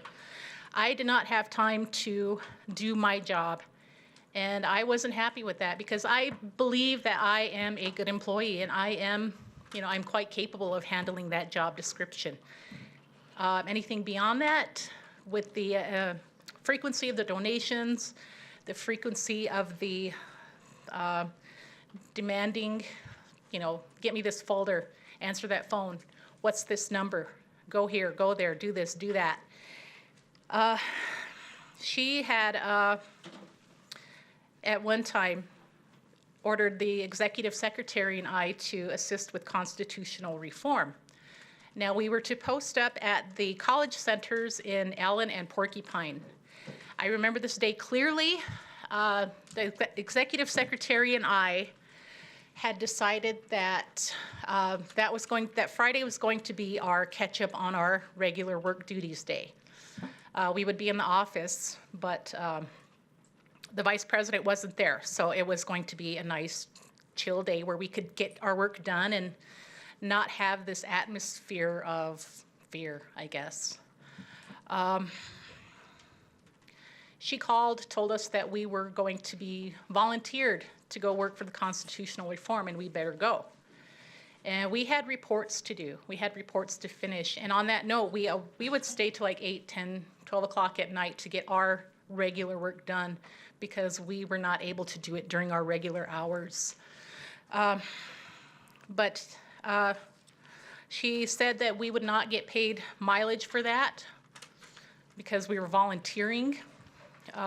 So I went all the way to Allen, and I was in contact with Councilwoman Sears, who knew that we were posted up at Porcupine and Allen at the college centers. And the weather was bad. I remember that. There was going to be a storm coming in, and I believe it was around 4, 5, no, a little later, about 6 o'clock in the evening. And Councilwoman Sears advised us that, you know, we can go because the weather's bad. We need to get home. So we did. We went on our way, and the vice president became quite upset at us because we left. She didn't tell us we could leave. She was sending me texts that were saying it's not fair that I weaseled my way out of that post. I need to go to Porcupine and tell Maria to leave. And I already told Maria she could leave, but she insisted that I drive to Porcupine from, where was I? From Kyle. I was on my way out of Kyle at that point. And I told her, no, I'm leaving. Maria knows to leave. So I'm just leaving. I'm not going to put myself in any danger. There is a storm coming. You could see it on the horizon. You could see it in the sky. That, you know, could be construed as just, you know, being a terrible boss. But I've never been demeaned. I've never been told I was weaseling out of anything. There was no respect given to her employees. She would tell people, you know, if we were at a meeting or somewhere, you know, this is the best team. I found my team. This is great. I have a veteran. I have a young person. She would address us as objects rather than people. I was the veteran. Santana was the powwow princess. So I think we were trophies more than anything.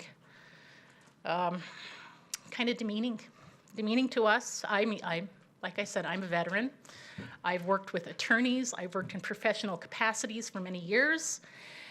And to be treated like that, to be talked to be talked down to be told I'm lying, that didn't sit well with me.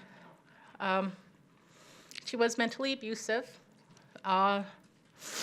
She insinuated that I took a lot of pills and therefore it affected my memory. However, that is a condition that is protected under the Americans with Disabilities Act. And I am not obligated to disclose that condition. I have a couple of them, actually. And the pills that she was referring to were when I fell in the parking lot and hurt my back when I was doing donations. The executive secretary at the time, Maria, who also is Darla's granddaughter, we were unloading donations, and that was the time of the elder gift giveaway. I hurt my back. I continued on. I went shopping. I went to Chadron. My back didn't get any better. I came back. I went to the emergency room, and I was prescribed muscle relaxers. So that's the only medication that would interfere with any type of thoughts I had.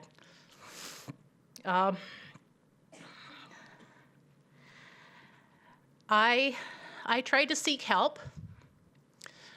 I approached EAP And I was advised that, they can offer me counseling, yes. And ultimately, whatever I chose to do was my decision. And I understood that.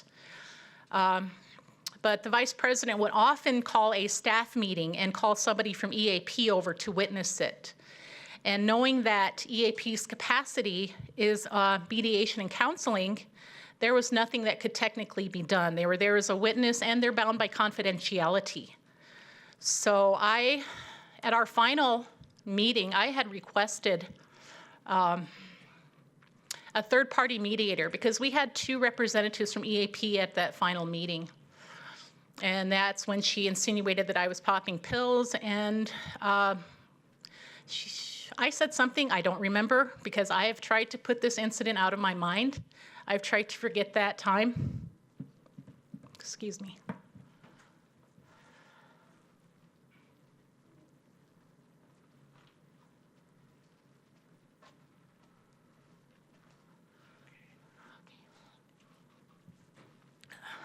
I'm sorry, I lost my train of thought. I tried to forget that incident, and that's the last time she fired me. I had attempted to resign 2 times previously, but she became upset that I had submitted a copy of my resignation via email to HR and told me that she would not accept my resignation. I was terminated instead. However, my resignation was already submitted to her and to HR. I was gone. The reason that came about is because I was sick. And as political appointees, you don't get sick pay. And I told her I was sick.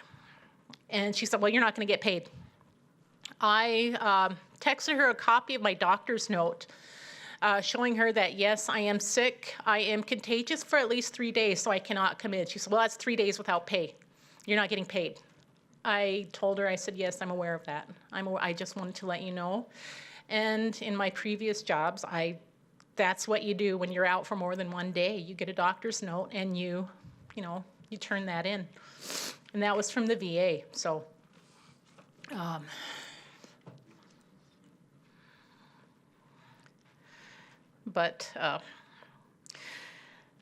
Okay, yeah, she would withhold our mileage. She would tell us that, I'm gonna see if we can lower your salary. You don't do enough for what you get paid. You get paid too much. When we had a step increase, all employees were entitled to it. She would not sign our paperwork. I had to take it to President Weston's office and get that signed because she refused. She said, we get paid too much already.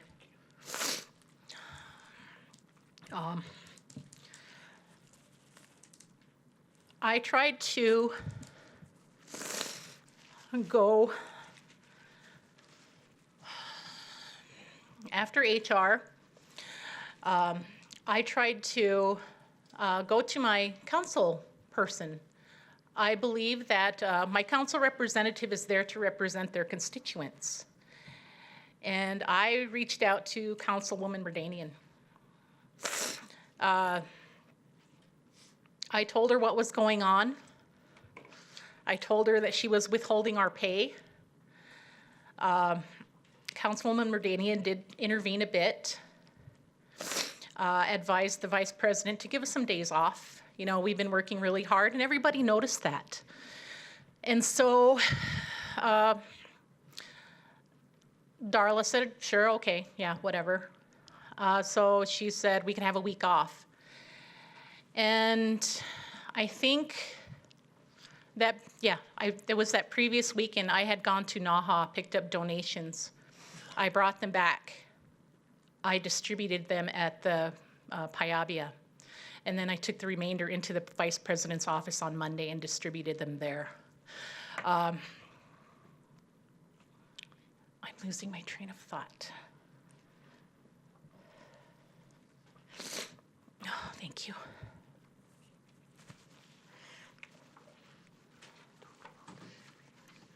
About what?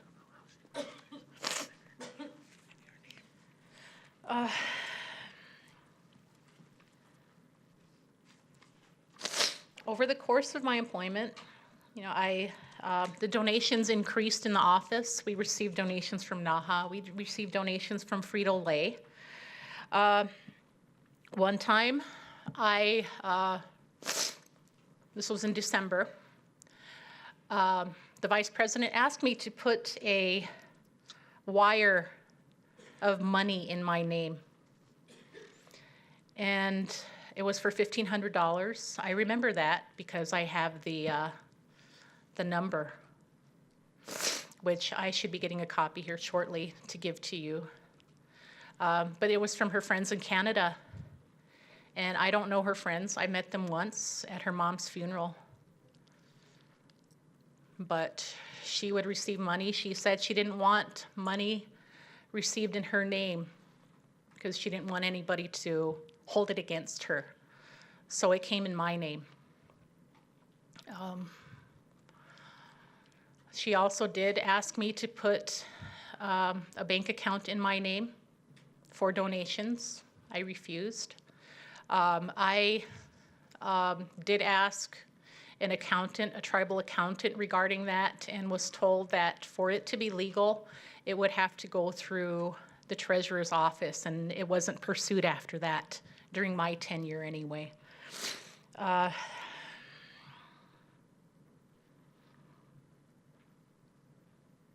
felt that I pursued every avenue of resolution prior to my complaints being submitted. I reached out to HR, I reached out to my council members, I reached out to you. I reached out to a third party, and I didn't get any resolution. I was told that in order for anything to happen, I would have to submit a complaint. And I tried to verify this with Councilwoman Mills, who did post on her page a complaint process, saying that I had 30 days. And at that point, it was beyond the 30 days. And I waited, because Darla was still in mourning for her mom. And there was a little bit of respect on my part. I didn't receive that same respect back, obviously. But I believe I tried. I tried to mediate.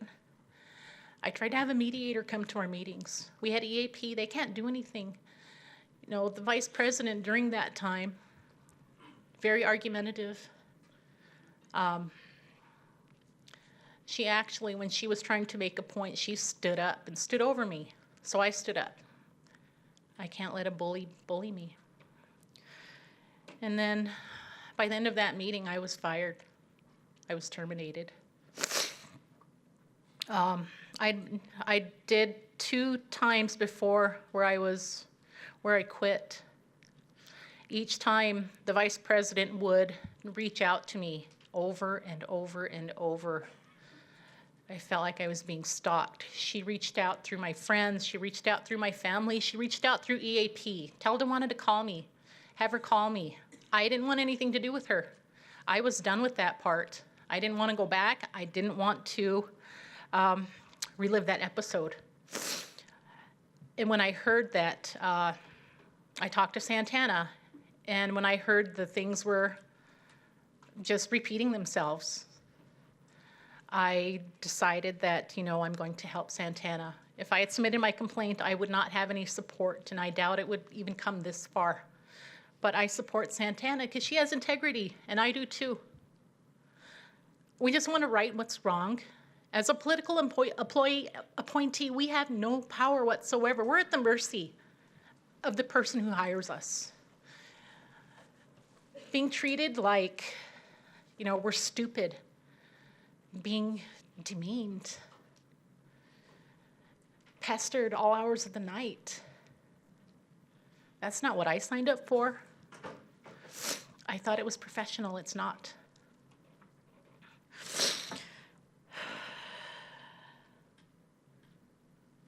I don't know what else to say. Do we have any questions? Yes, Ms. Weston.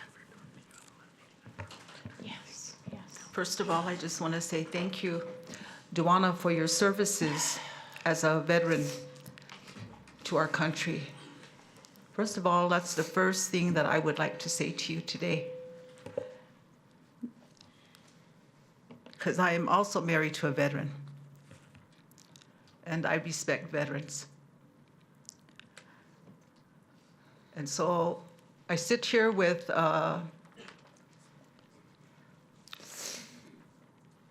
just a heavy heart.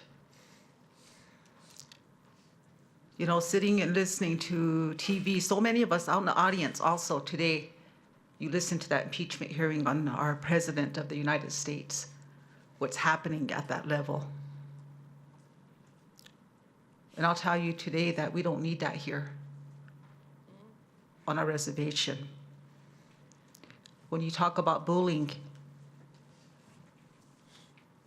I really comes back to thinking about our children in the schools across the reservation when we fight so hard against bullying against each other. So as council people and as executive board, there's no room for bullying. Not with me, and it shouldn't be that with any of us. So I hear what you're saying today, and I want to thank you for your services to our country. You're welcome. And I also want to thank you for, although I wasn't your employee, your supervisor, but I seen how hard you worked last administration. Thank you. I seen how busy you always were. Councilwoman, sorry to interrupt. Do you have a question? Yes, I do. I Okay, just want to thank you. ask her as a past employee of the Vice President, could you tell me, I guess, or tell us about the question that was asked earlier about the impeachment process? Any of those did you see that you feel the Vice President has committed? I think under the impeachment ordinance 4126, there was impeachment for crimes, corrupt conduct, gross incompetency, malfeasance, or misdemeanor in office. I do. Could you point those out to us? What you seen?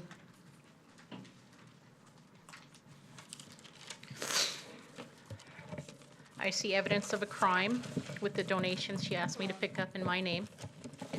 I see corruption in that same action. I see gross misconduct in her sexual comments towards me. I don't know if I went over that. I was overwhelmed at the moment, being told that she likes her women feminine. She needs a girlfriend. Would tell me about her ex-girlfriends. Towards the end of my term, I started wearing sweatshirts and jeans to work because, I think in the back of my mind, that just kind of hit me as a survivor of domestic violence.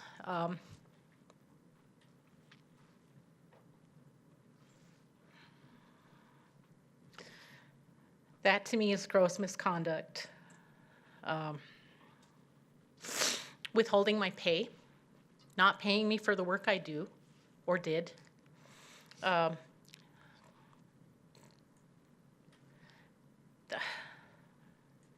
Those alone, I think would constitute. Ms. Mills, do you have a question? And I think you just stated it, but I just wanted it clarified for the record. The comment you just made about asking you to open up accounts in your name, which you did refuse. However, I am not seeing it in your written complaint. Was there a reason for that? Yes, I wrote that complaint up very quickly as I was in PTSD treatment in Hot Springs. And at that point, like I said, I didn't want to go back and think about all of everything that happened. and I believe I just forgot. Any other questions? I just have a couple of follow-up questions. Were you reimbursed for mileage at the approval of the vice president for personal errands that you ran for her? No,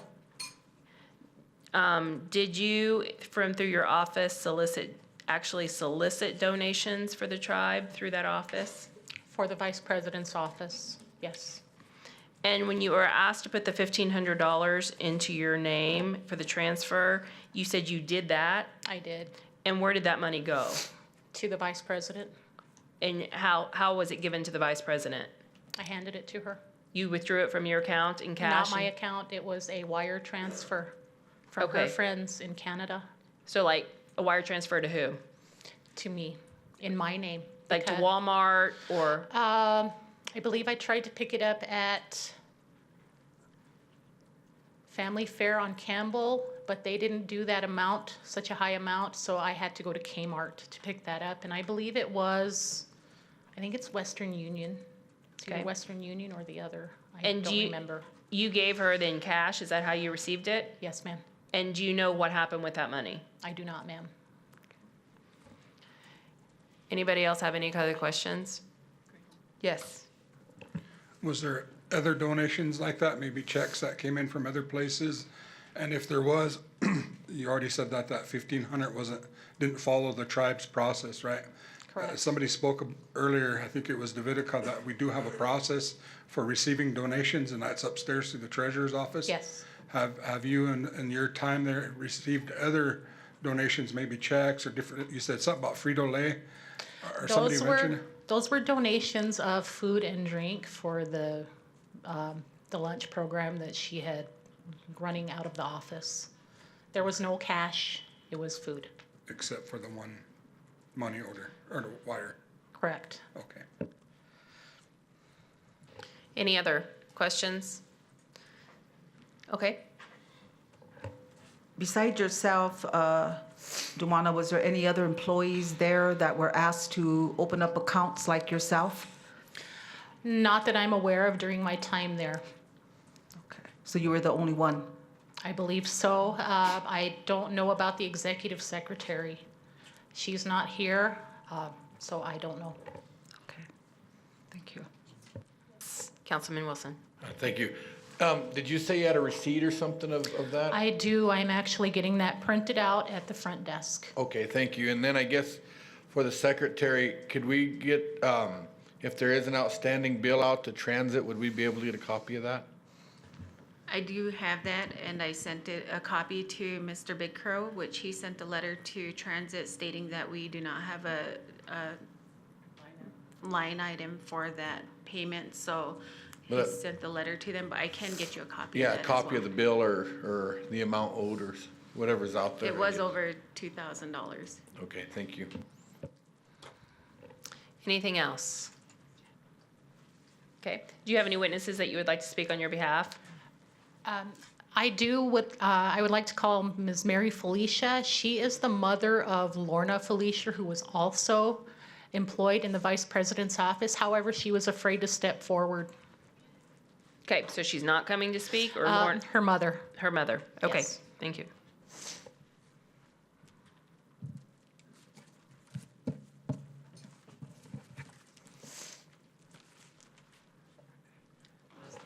Can you state your name before the record before you speak, please? Mary Felicia from Porcupine, South Dakota.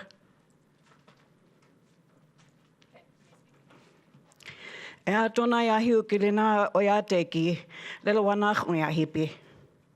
Na ampetu ki le lila wokok preke. We're all in a scary situation. But we're dealing with some tribal members. And getting back in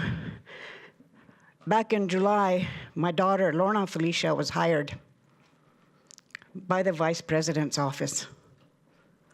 Now, hey, honey, you know when you're a Lakota mother, you feel the guidance, the pressure for your child.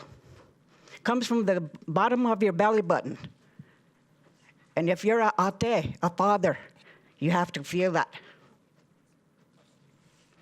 And that day I told my daughter, are you prepared for this? It's a public place. People are gonna look at you.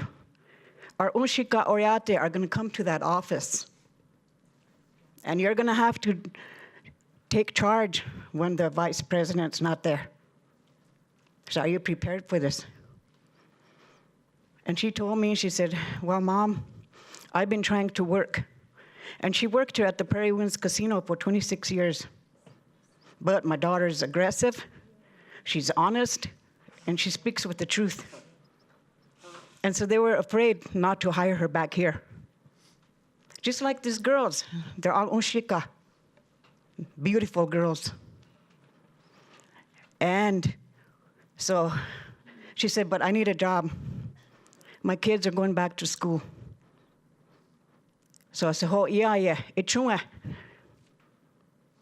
I'll be there, Mom's always there. She got that job, and then middle of July, it was like 120 degrees. And she called me. She said, Mom, can you bring me something? She said, my sugar level dropped to 40. And I called Darla, and she said, stay out there, open the doors. So I said, heck no, I'm coming over. So I brought her and a girl named Shannon. I brought them some salad and orange pop. And when I did that, oh, poor thing, you should have seen those girls. They were inside that big Quonset building by the old jail. They were swamped with sweat. And, you know, I could have did something. I'm one woman that doesn't put up with any kind of bullshit like that. Excuse my language, but I'm pretty upset. And every one of you sitting here, I'm pretty sure you are a mother or a father. And these girls, they shouldn't have to be crying. And I wholeheartedly, with my big chante, I had feelings for Darla. Because she prays. She's a sun dancer. But I had to pray hard when my daughter told me everything that happened in that office, including rated X items that came in there. And things that I never know as a mother, a Lakota woman, mother, to say that those exist. When you have sexual play toys, to use it and have intention of using on women. And look at him, real beautiful. She's a veteran. Akichita, who does that? And we used to have the beautiful princess here. And the Trojan sitting over there. They don't need to go through that. And I'm pretty sure when they went through that three months straight, you council people should have known that. Could have stepped in. But they did that. They went through all this. And my daughter, she's a fighter. I raised her to be. All my kids. And anything like that that comes up, you come to mommy, you come to daddy, and you tell us when there's a violation. Sexual violation. Mental violation. Physical. And by golly, I'm here today to let you know we're watching you. Look at all these tribal members. Elections coming up, right around the corner. And I'm not using that. Ma'am, you need to restrict your comments. You're not here to shame the council. You're here to provide I'm not shaming testimony. them. Okay, or to threaten them with an election statement. So we're just here to talk about what actually happened in that office, and we appreciate your testimony, but please limit it to that. Okay. But hele we kita ke honkilina dila ta ku otashita akipam. Na yuk champe. Let your mind go with the wildest imagination of what this young ladies went through. And yeah, sure, they're political appointments. And when they say you're a political appointee, you have no business and you have no rights. They could do anything to do to you. But they're human beings. They're tribal members. They come from big families. We all come from big families. and we keep our kids in check. Report. And the last thing that I want to say here, and I don't like to be stopped when I Oglala, is near cha council ke ilota kona laws ya kagapi. You changed some law, or you added some laws to hina oyate ki Oglala we check out the ka. As laws in that kagab, that kind of gave the vice president a right to do whatever she wants to do. Naha, you know, word gets around. Malakota, chataku ke la kolia hogne chela waglake. I have an education. I have a criminal justice background too. But as a Lakota woman on my reservation, I communicate and I speak better with my language. Chalena oyateki. Look at all the women sitting in here. They don't need to go through anything anymore. Or these young girls. She's matroja on the tubal side. And belt. We're kind of all related here too, somewhere along the line. In-laws. But this shouldn't go on. This is really a scary situation, like I'm telling you. Look at what happened to Trump. You could dig the ground on our feet and hide in there and do things. Ujimaka will bring it up.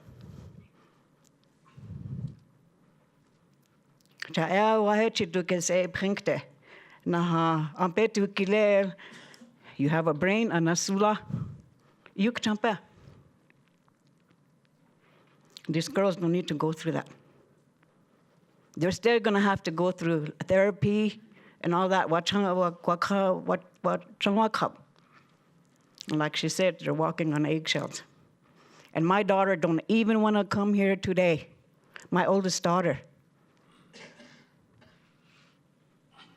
Boy, she would have told you a heck of a story. And she had all her stuff.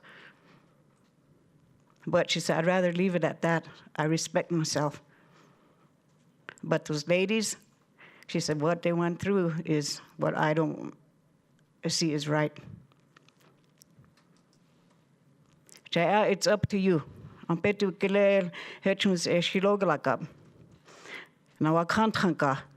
God, count every tear of a woman in the Bible. And I myself, I never cry. I have dry tears. And I feel for all the women.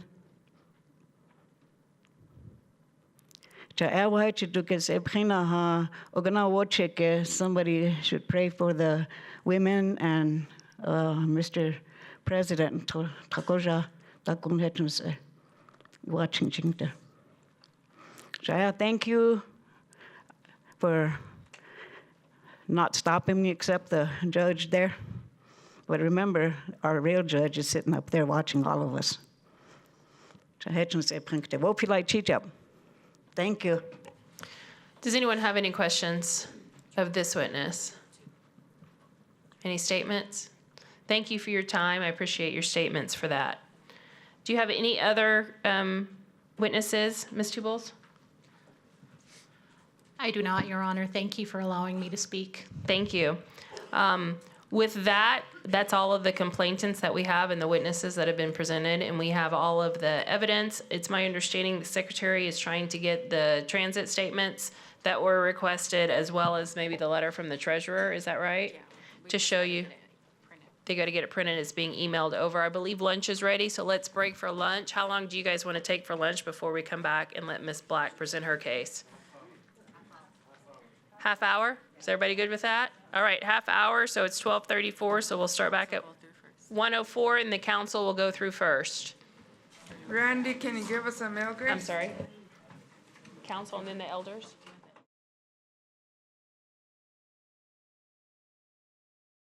Yourself before you start speaking, and then you can go ahead with your presentation. Thank you, Your Honor. My name is Darla Black. I'm the Vice President of the Oglala Sioux Tribe. ale tokahia. Tiata tua nakuna kampechi. Ho ija lana wona wakarinkte. Natakuku a hiu. Ash wo api muk upsni. Na ija hung a ke a up. Na lana wona unki ija nach umpie. Chinie makach nikap. Na ija chiksuyap. Duatiata nakapki hechi. First of all, in my beautiful language, I want to say thank you for allowing me due process. You know, I spent 38 years on this reservation doing exactly what I'm doing today. I was wrongfully terminated as a police officer. For 23 years I fought. And the only time I ever worked pleasantly out of the 28 years I worked was when I was in Nevada. Because you know what? They respected one another. We followed policy. In this situation, I am under the Constitution of the Oglala Sioux tribe. I have a PowerPoint presentation that I was going to put forward for the people to view. But the disk is malfunctioning. But I printed off a copy for Tribal Council because I want to talk about, first of all, some of the education that I have. I want to say excuse me to the elder people because as Lakota people, we're not supposed to talk about ourselves. And I ask you elders to forgive me because I'm not going to stand up here and brag who I am or what I am. These are things I accomplished. I started out in the military. I worked with men and women. I worked under policies and procedures and standard codes of conduct. And then I became a student of a one-year law enforcement program here in our homelands with BIA and social service. And I completed a one-year law enforcement course and then basic training from there. Standard codes of conduct, again. And I continued on.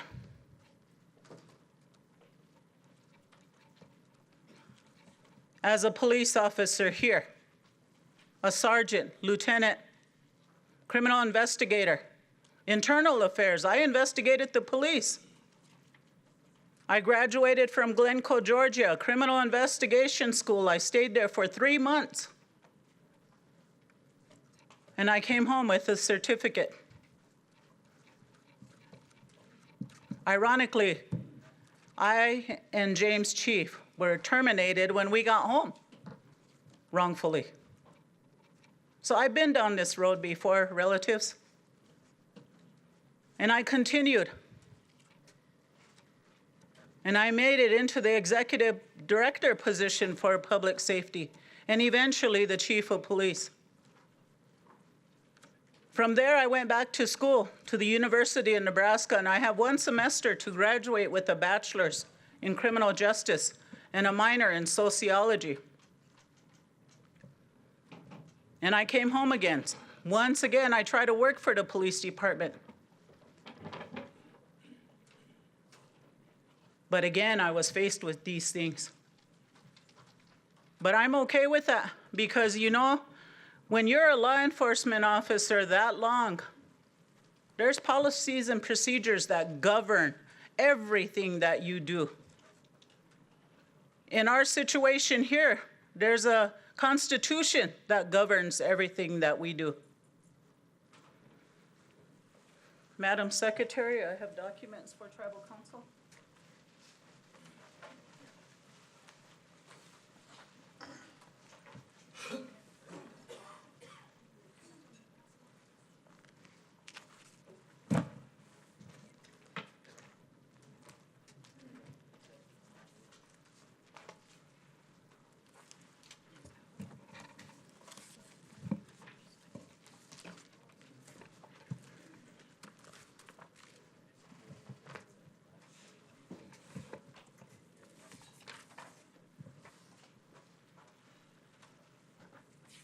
I pretty much talked about what was on the first and second page. Well, I was a police officer, sergeant of police, lieutenant of police, and I worked with the Walker River Paiute tribe as a police officer in Sioux, Nevada, Lovelock Indian Colony, Reno Sparks Indian Colony. I was a criminal investigator, internal affairs investigator supervisor, executive director, chief of police, social worker, associate judge, and my second term as the vice president. All of this I put into the Oglala Sioux tribe because I believe in our people. I believe in our people. I talked about there's a United States Army average, there's an above average code of conduct. Law enforcement has an above average code of conduct.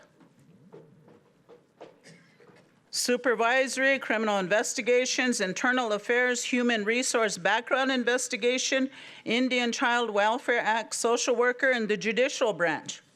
All of these have a higher code of conduct, above average.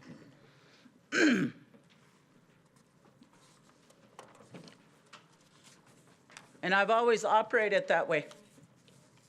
I operate in a professional manner.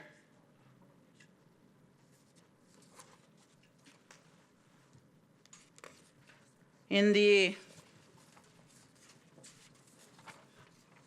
28 years of law enforcement, my fundamental duty was to serve the community, safeguard lives and property, protect the innocent against deception, the weak against oppression or intimidation, and the peaceful against violence or disorder, and respect the constitutional rights to all with liberty, equality, and justice.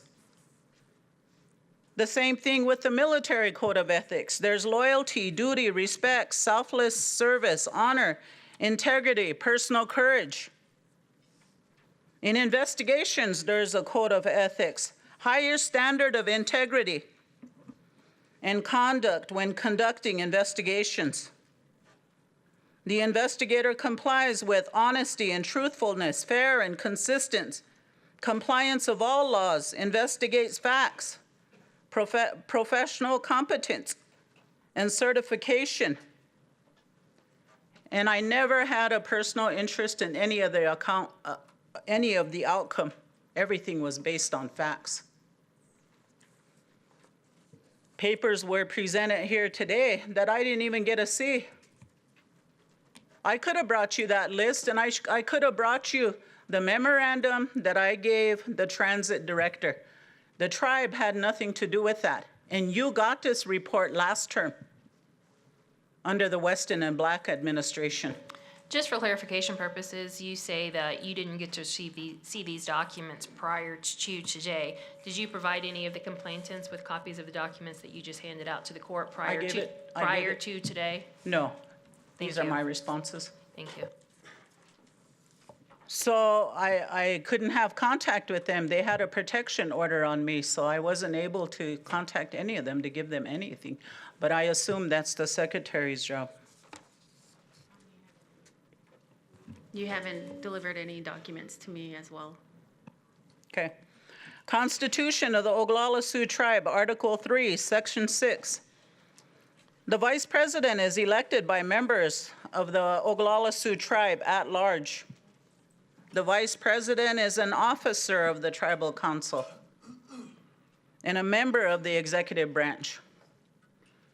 The Vice President is governed by the Constitution of the Oglala Sioux Tribe. The Vice Presidential duties are constitutional. The Vice President is the sole supervisor of these employees by Ordinance number 95-03A, Part 2, Section A2. All political appointees must have a job description when they're hired. So they received a job description. When they were interviewed, they understood their job description. They had resumes that they presented. They went through interviews. a body of fundamental principles of established precedents according which the Oglala Sioux tribe acknowledged to be governed by. Article 4, powers of the council.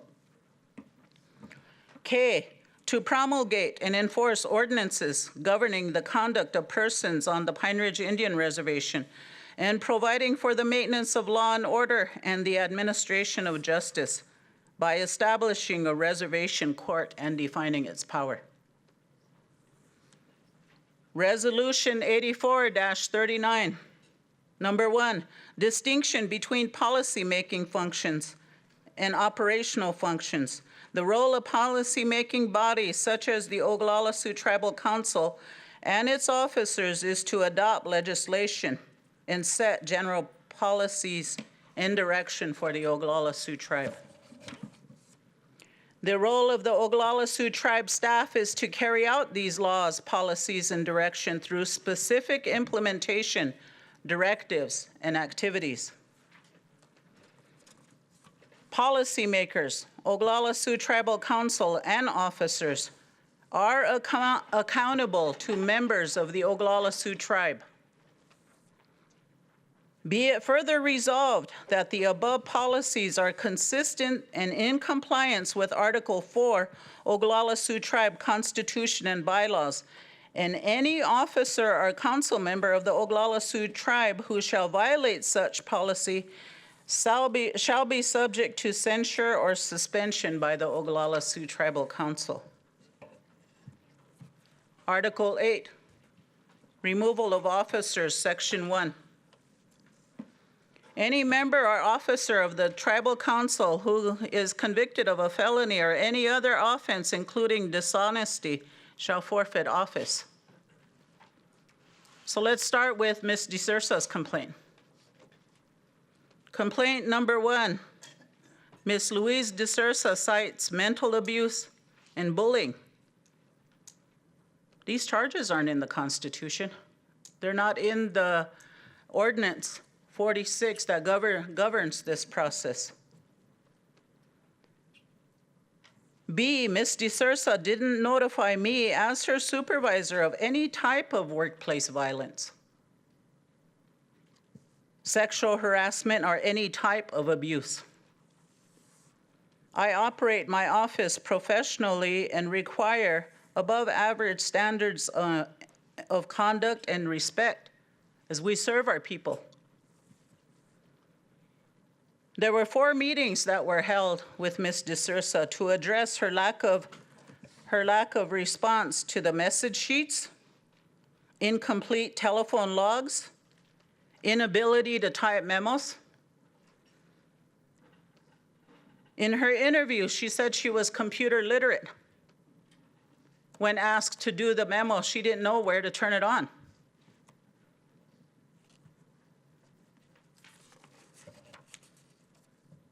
Ms. DeSursa was informed perhaps the executive secretary may be too fast-paced for her, and her inability to keep crucial records and messages that people leave either in person, telephone, or mail. And she talks about it in her complaint. In her complaint, she says,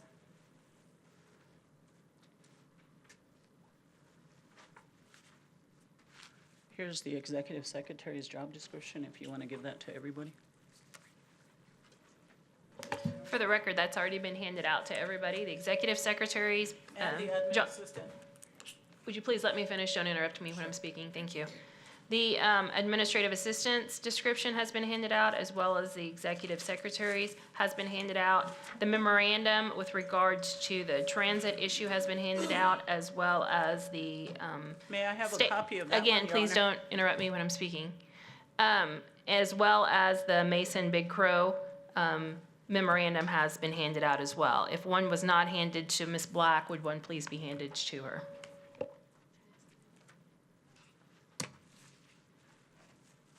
So I have a document here from the Eagle Nest District. The chairwoman came to the office and invited me to the district meeting in Eagle Nest District.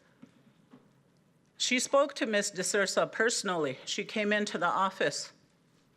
And in the office, we have sign-in sheets And I have an exhibit.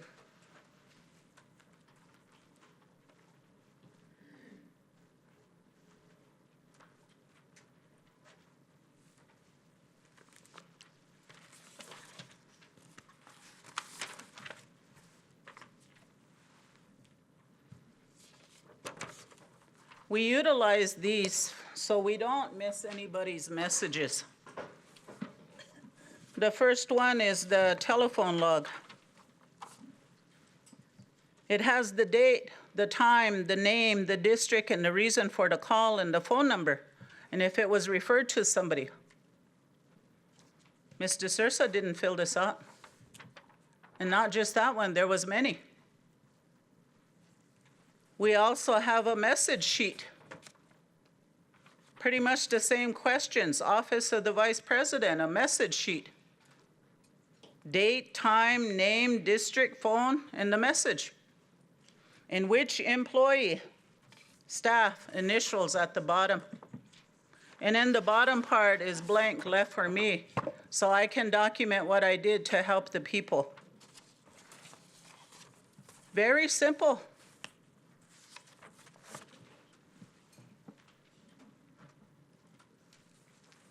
Here's a copy of the Eagle Nest agenda.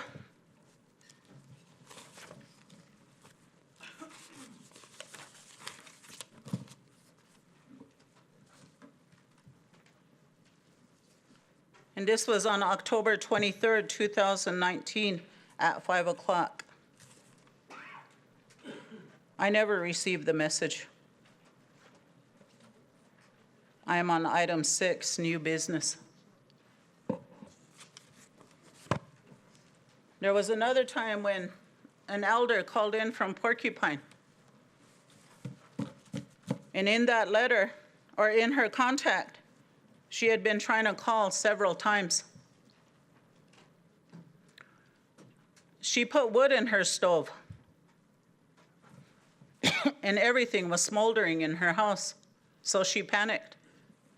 She wasn't able to get a hold of anybody, so she started calling my office. I never received the information. About a week later, she called my direct line. And what had happened was it was smoldering. The roof was smoldering. The roof in the chimney. I told Ms. DeSouza that. There was no documentation. The same day, I got a hold of the HIP program, who went out there to help this elder lady.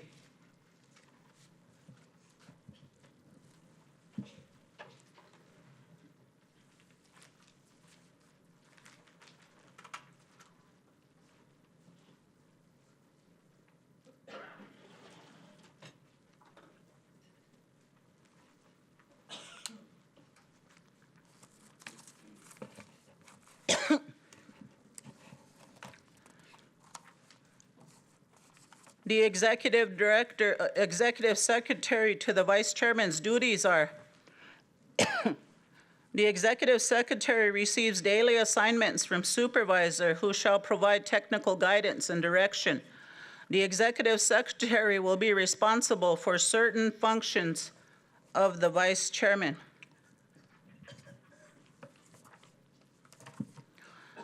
The executive secretary will assist the vice chairman in all administrative and secretary functions. The executive secretary will be under the direct supervision of the vice president. Number 1, answer and route phone calls and take messages and refer calls to proper offices. Number 2, type all correspondence, fax documents, and route all paper documents.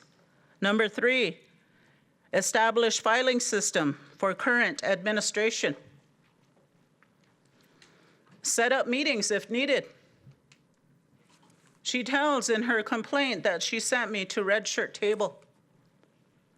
And I didn't even know the meeting was canceled until I read her complaint. And I was wandering around in red shirt table looking for a meeting. And when I tried to call her, I wasn't able to reach her by phone. So I contacted Miss Youngman. She answered. She wasn't able to reach Mrs. DeSursa either. And so I left Red Shirt Table about 8 at night because there was no meeting happening. And I read in her complaint that it was canceled.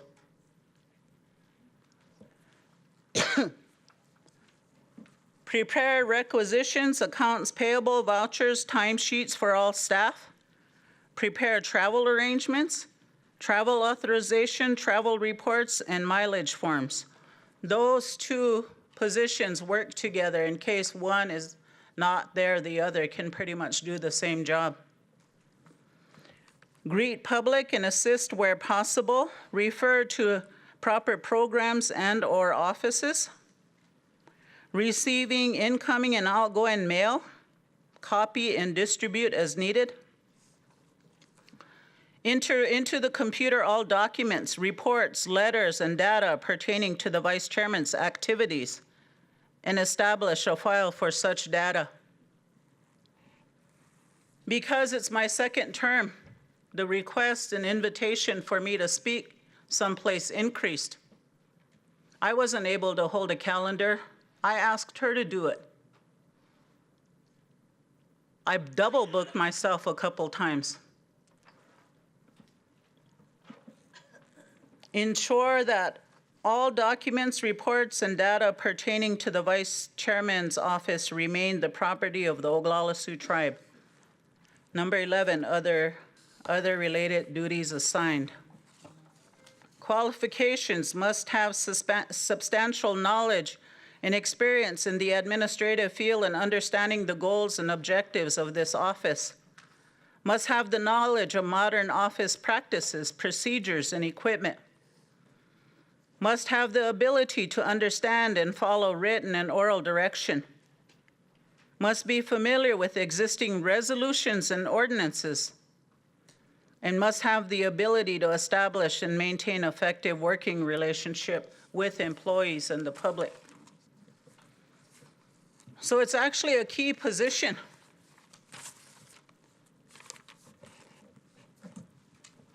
The next exhibit I want to give to you is my schedule for the month of October.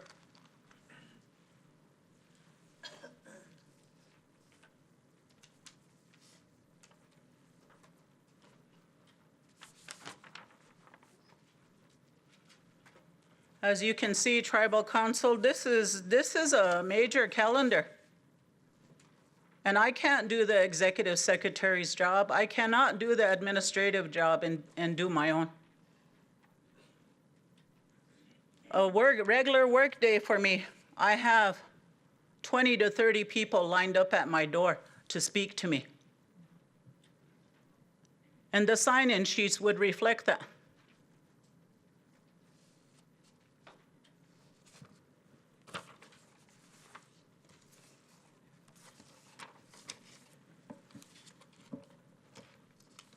And she tells the truth when she says when she was hired as a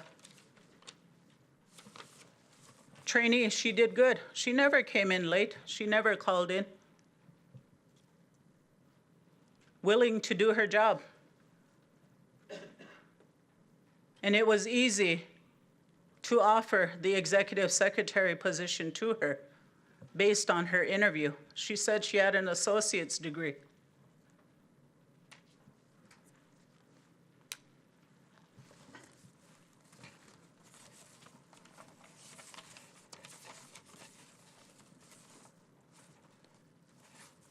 There were 4 meetings held with her.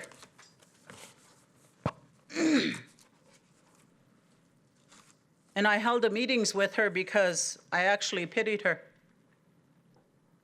The load in my office is heavy. And there's days I could tell she couldn't do the work.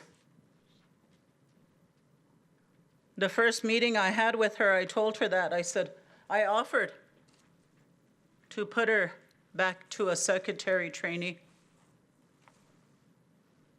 She declined. I tried to help her. Not once did she come to me and say, I have a complaint on you because you're treating me this way. She didn't give me the resignation letter. She gave it to Miss Youngman. I was upstairs, and when I came in, Miss Youngman gave it to me. To Darla Black from Louise DeSursa, October 18, 2019, resignation letter. Effective 10/18/2019. I will be resigning my position as Executive Secretary, Louise DeSursa. It doesn't point out sexual harassment. It doesn't point out workplace violence. It doesn't point out anything in here. And it was voluntary. I didn't ask her to resign.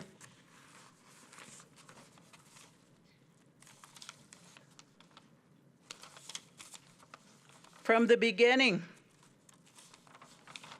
there was problems with contacting her by telephone. She said it herself. She didn't know my number. I have a personal cell number and I have a work number. I asked both employees to go to the property supply and get their phones that come with those positions. I have a copy of the memo here.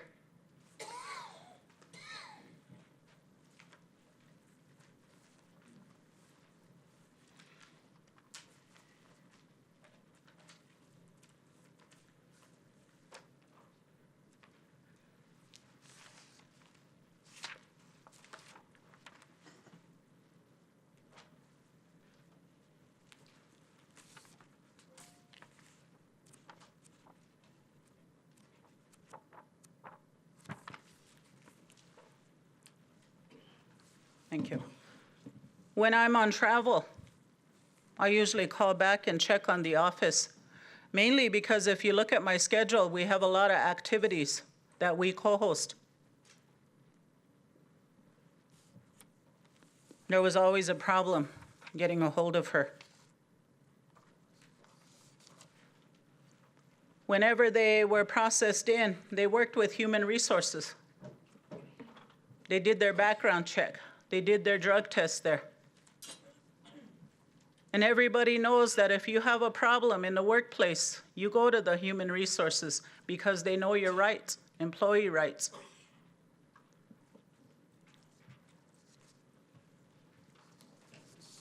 I have a letter from the Human Resource Department. Ms. DeSursa never went there.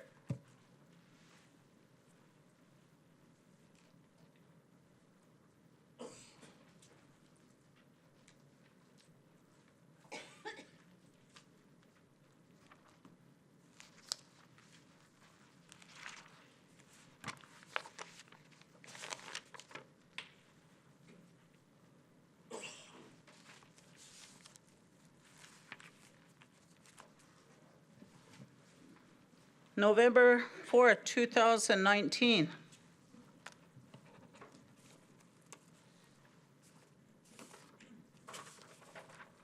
One more. Thank you. Darla Black, Post Office Box, Pine Ridge, South Dakota, complaints. In regards to the positions of political appointees, the following, according to Ordinance 18-22, is political appointees are considered at-will employees of the tribe and can be terminated at any time with or without cause and are not entitled to use the grievance process in this manual. There has not been any complaints submitted to Human Resources from Santana Youngman or Louise DeSursa. If there are any questions or concerns, please feel free to contact me at 867-6014. Michelle Porbear, Human Resource Director. The allegations that I'm accused of are quite serious, but I don't see them in her complaint. The only thing I see is bullying.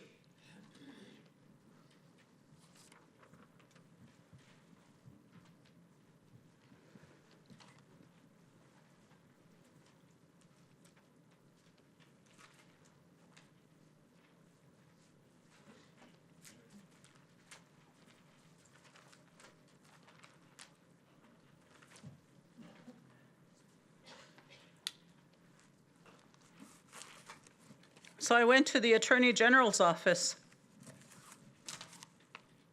and I asked if they had reported to any workplace violence to the Attorney General. And they hadn't, as of November 4th.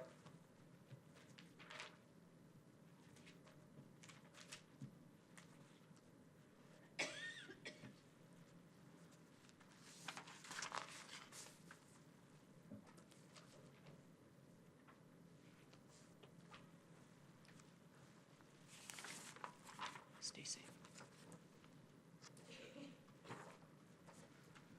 Vice President Darla Black, on her request, November 4th, 2019, letter regarding alleged workplace violence in October 2019 in he made a mistake there, President Black's office, to whom it may concern.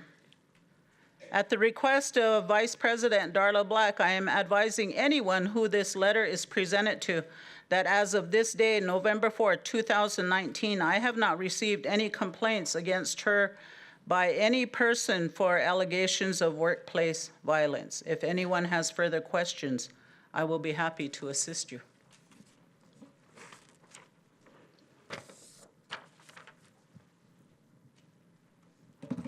Tribal Council, everything that happened with Ms. DeSouza is based on her work performance. I have staff meetings with them.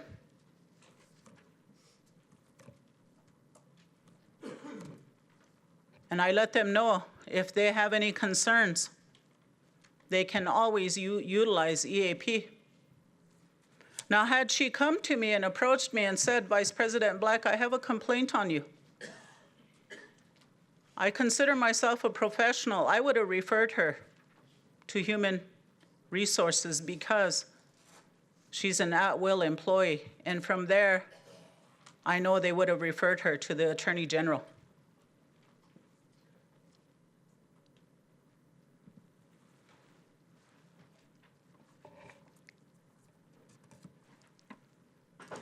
Ms. DeSouza does report herself in her complaint that she did send me the red shirt table for a district meeting without obtaining information and utilizing the message sheet and telephone logs. She failed to inform me the district meeting was canceled. I telephoned Ms. Youngman. She was unable to contact Ms. DeSouza by telephone either. And yes, I have 3 high school grandkids that reside with me. And I also provide rides to other high school students that attend Oryx High School.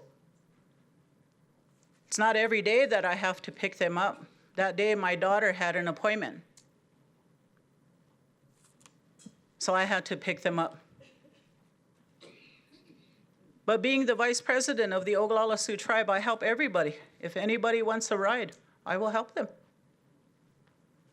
That's not just being in an elected office, it's being Lakota.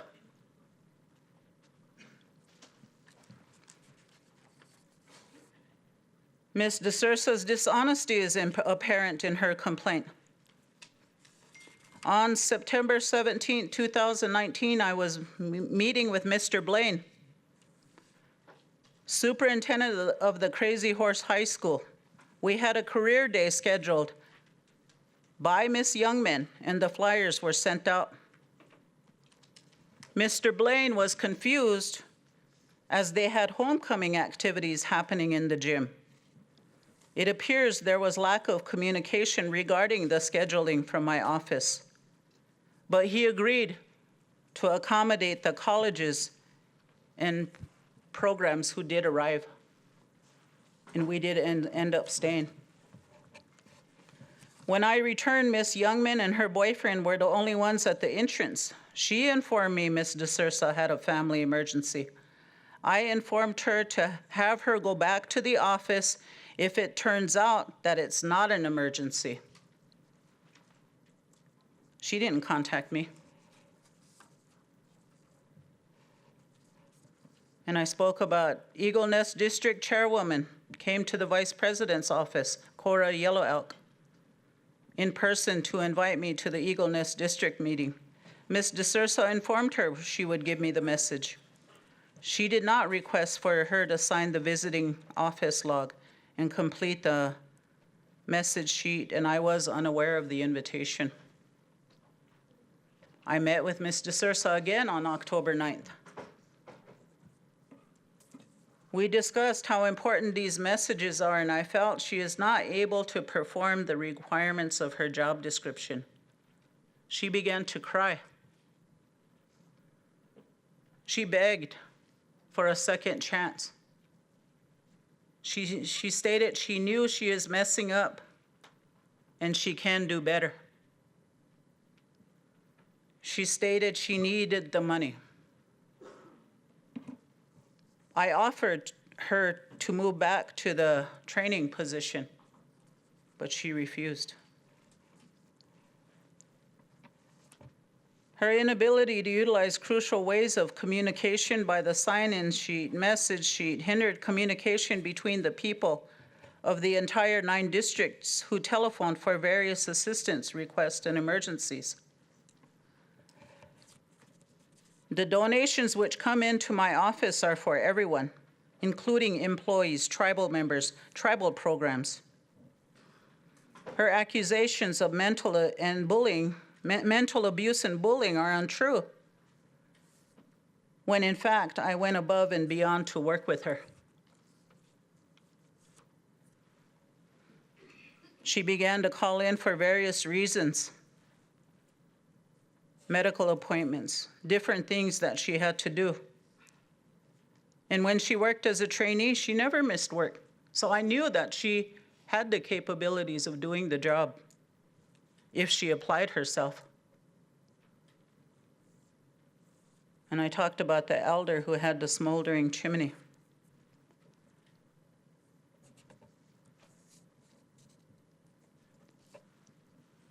Miss Youngman was busy.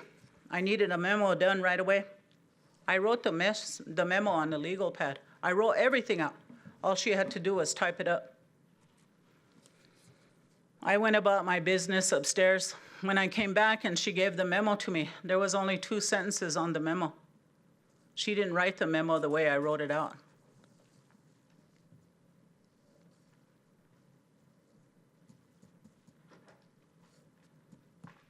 And I told her, Ms. DeSursa, this isn't working. And she submitted her resignation.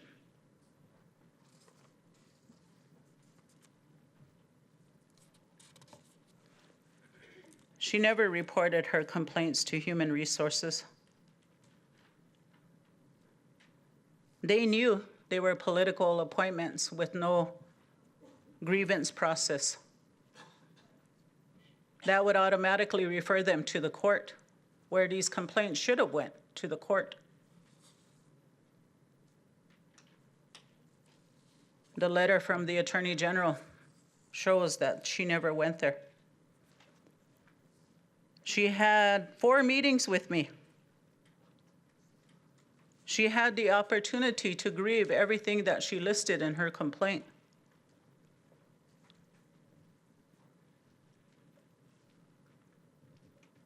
She voluntarily resigned from her position on her own free will. And I accepted her resignation in a professional manner. I responded to her professionally.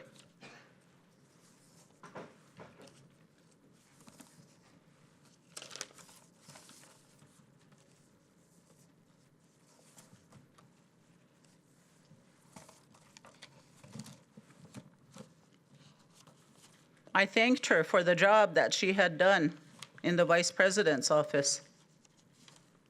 And I informed her that if she ever needed a letter of reference, I would be willing to do that. Because I know how it is to try to get jobs around here. She never indicated anything to me.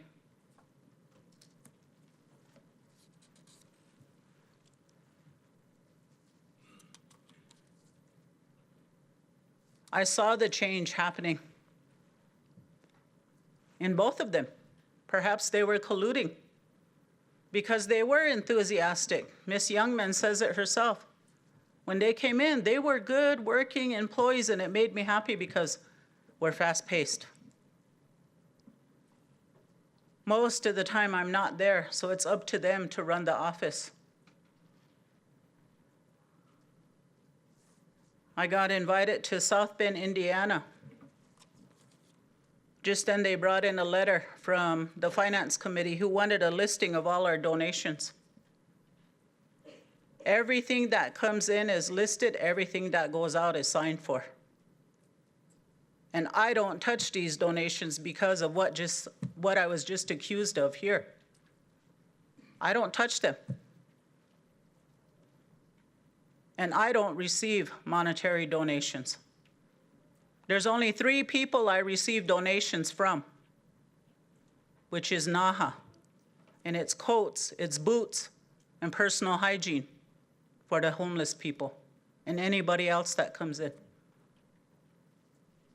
I'm a partner with the diaper bank out of Rapid City. And the donations she's talking about, NAHA gave us a pallet of Pampers. All of them wouldn't have fit in her car. And she did get compensated because I don't handle their travel reports. I don't handle any of their financial. In the next one, you'll see that's her job, and that is Miss Youngman's job. They work on my travel.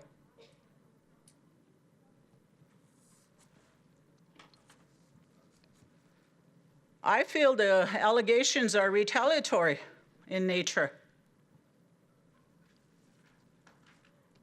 Although she voluntarily resigned, she became angry after being told she wasn't able to perform her duties.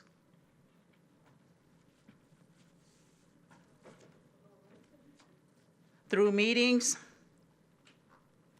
she was fully aware. I operate professionally. If there's a problem in my department, that's how I try to correct it. We sit down, we talk about it. We have that open dialogue.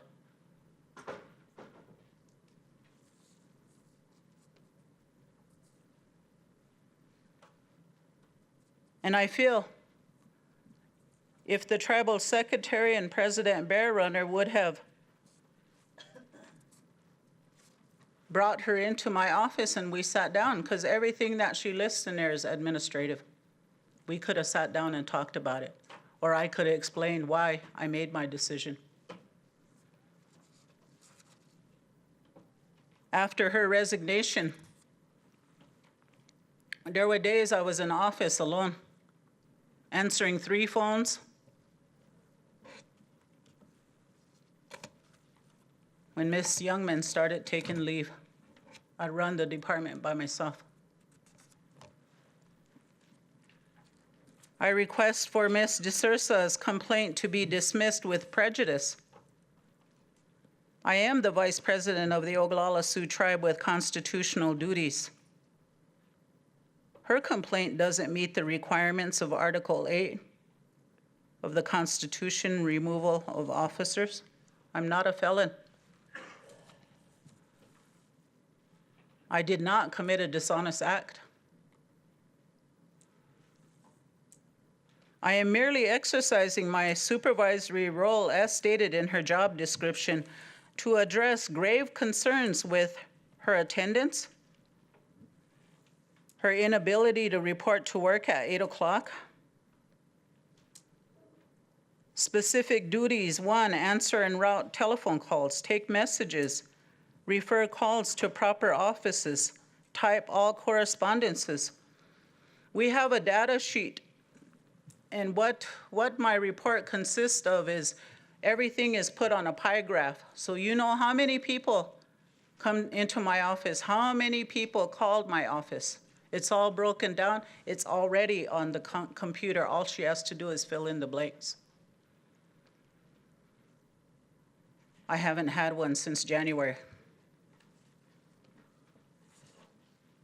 Establish filing systems, set up meetings, names, dates, locations.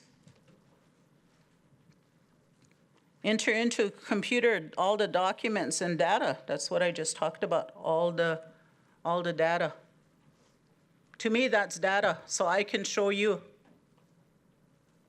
who came into my office, what kind of help they received, any donations that came into my office. And I know there was a lot of questions concerning monetary donations. I only received one. This is my second term. It was a $300 donation that President Bear Runner had in his office. It came in March. He gave it to me in July. Finance committee members, I came before you with that $300 personal check. And you authorized me to go to Walmart. So I turned a check into revenue. And then we went to Walmart to get Spam and tuna. Now, if you look at the Constitution, the responsibilities of executive committee officers, Article 13. Section 2, the vice president shall perform the duties and execute the powers of the president in the absence of the president, and shall assume the presidency in the event of a vacancy in this office. That is all it says for me to do. But I can't sit there behind a desk and just sit there and get paid. I need to earn my pay.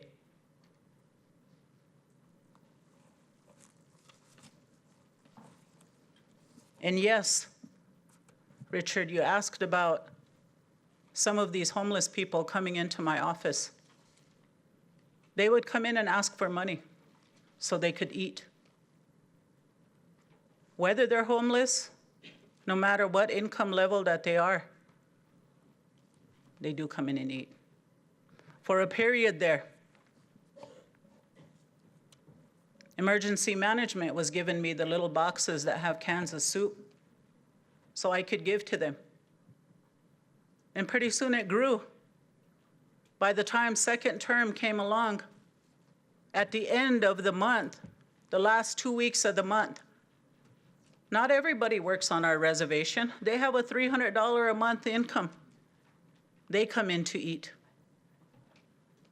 One of the sheets showed, one of the reports that was completed showed 500 people came in. That's feeding a lot of people. And to answer your question, Richard, I don't do it for the votes. I do it just to feed them. I'm not collecting votes. It was just an idea, people coming in, borrowing money for food. People coming over telling me they're at Indian Health Service. They don't have no money. They come over and they get a sack lunch. I didn't see anything wrong with feeding our people. Resolution 84-39 in compliance with Article 4. Now there's a resolution here.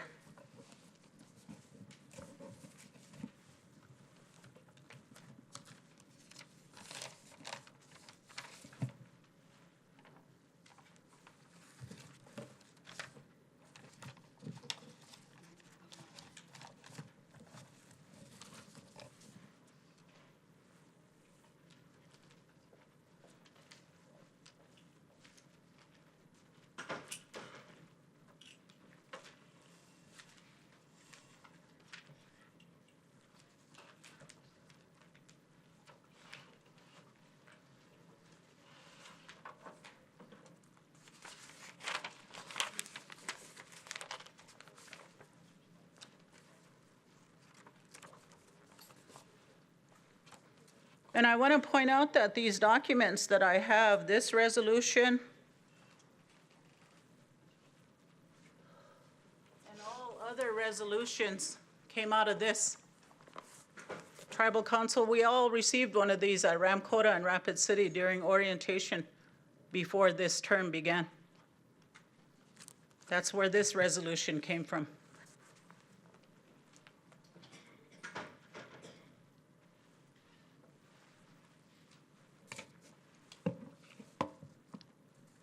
Resolution number 8439.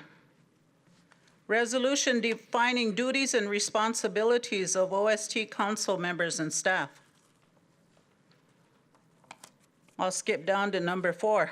Whereas there currently exists some confusion over the roles and responsibilities of the tribal council and its various committees.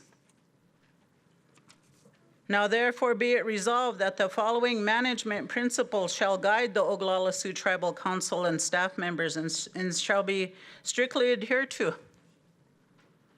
Number 1, distinction between policy-making functions and operational functions. The role of a policy-making body, such as the Oglala Sioux Tribal Council and its officers, is to adopt legislation and set the general policies and discretion for the Oglala Sioux Tribe. The role of the Oglala Sioux Tribe staff is to carry out those laws, policies, and direction through specific implementation, directives, and activities. Policymakers. Oglala Sioux Tribal Council and its officers are accountable to the members of the Oglala Sioux Tribe. And that's the section I wanted to point out, Tribal Council. I am accountable to the Oglala Sioux Tribal membership. And I do take that seriously.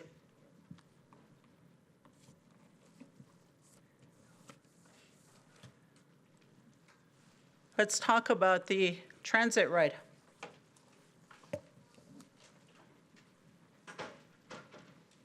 How the transit ride came about was Eagle Nest District members were calling. They wanted a ride to IHS. A monthly transit ticket it runs maybe $60. A week runs $36. Many of our people can't afford that. So I talked with the group of people that I pray with, including teepee raisers. They agreed to make donations to that account. So I did a memorandum to the treasurer and to the transit director. The transit director authorized those donations.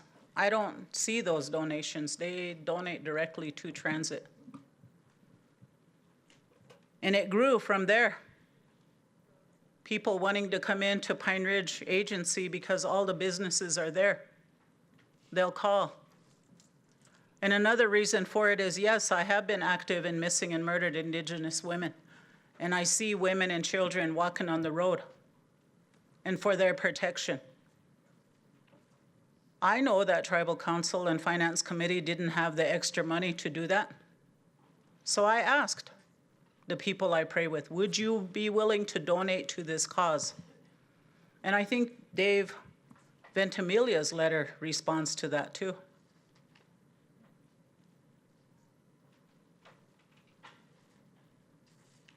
It was reported. And I wasn't aware that no one had made any payments. The last I spoke to one from Denver, she said she was gonna send a $1,500 payment to the transit department, not me. I don't solicit funds. I don't touch the funds.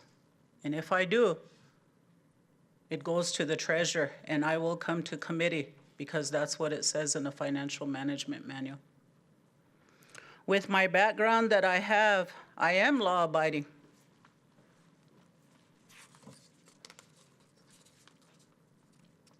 This isn't my last stop here. Being the vice president isn't my last stop. I plan to go to law school. And I wouldn't violate any ordinances or laws. As a matter of fact, I read them and I keep them. I still have my stuff from last administration. So let's go to complaint 2, Ms. Youngman.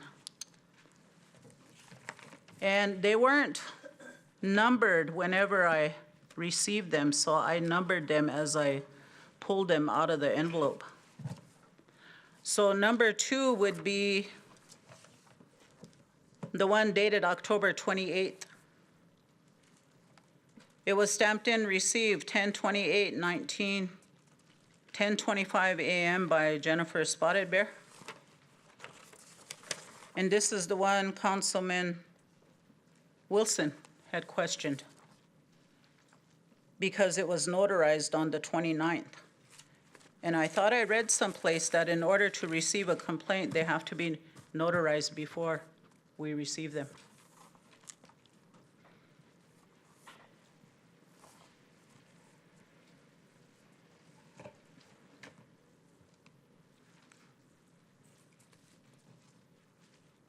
To me, that's an appearance of impropriety. Because by having it notarized the day after, was it solicited?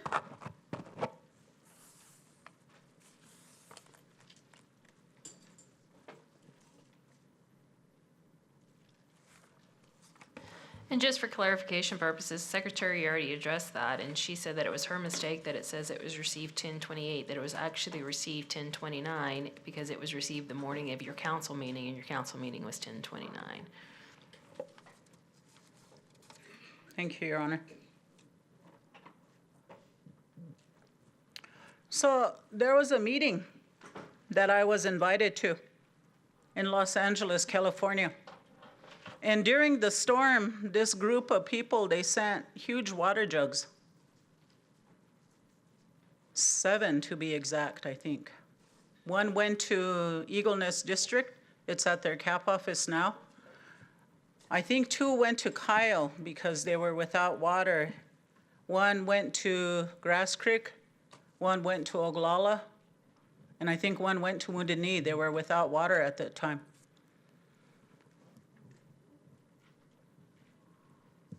So he contacted me by email, and they had an event coming up in Los Angeles, California, which was scheduled the same time as the anti-poverty conference meeting that they invited me to in South Bend, Indiana.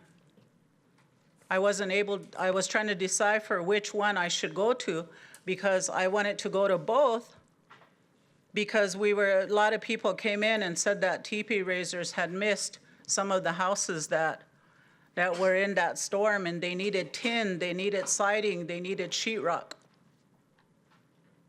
And in meeting with Tim from NAHA, he said he would be able to transport the materials if they were sent. He would be able to transport them here. So to me, both meetings were critical. Victor in Los Angeles. Now, when I did the interview with Ms. Youngman, she presented an impressive resume. And I asked her if it would be okay for her to travel and attend meetings as a proxy for the vice president. She said she didn't have no problem with that. I assigned Ms. Youngman to contact Dakota Travel and to schedule that meeting. Because the people that invited me to South Bend, they had already made my flight arrangements way back in January. And so the plane ticket was prepaid. 2 days before I was to go to South Bend, that was on a Friday, October 11th, Ms. Youngman stated, "I'm not going to that event in Los Angeles. I have a powwow meeting in Rapid City, and powwow is my life. I cannot miss any powwows, and I plan to travel to powwows this summer." And I respect that. She's a young lady. But to me, that told me that she wasn't interested in the position anymore.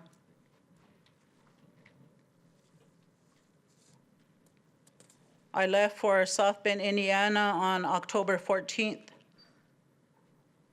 And I told her that we would discuss this matter upon my return. During the meeting, my phone was ringing and ringing. And a college representative telephoned me from Kyle Gymnasium. My staff wasn't there. And she said, they don't know what's going on here. There's another event happening here. I started trying to call Miss DeSouza. I wasn't able to get a hold of her by phone. I never can. And I finally got a hold of Miss Youngman, who said she was by the water tower and that she was going through Gooseneck, so there wasn't no service.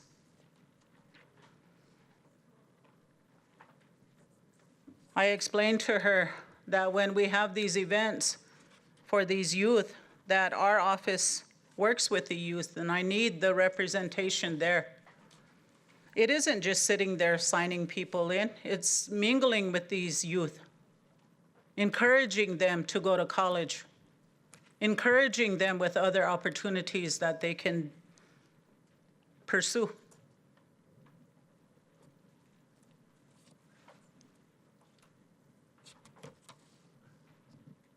While I was talking to her, she said she just received information that her aunt passed away.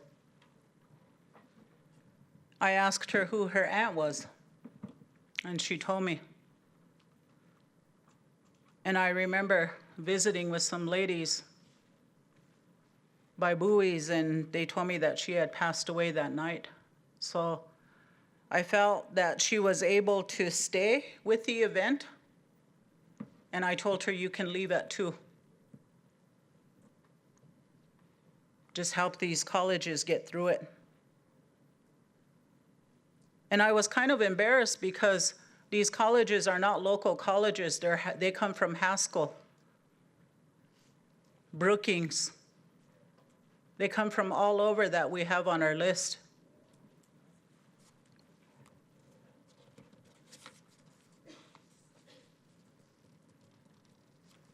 She came in on October 22nd, and by this time, on October 18th, Mrs. DeSouza resigned. And my office is really, really busy. And I was concerned because I was the only one there again. So I asked her if she could stay till 2 o'clock. By this time, I figured it was becoming a pattern. And I also observed that she wasn't interested anymore.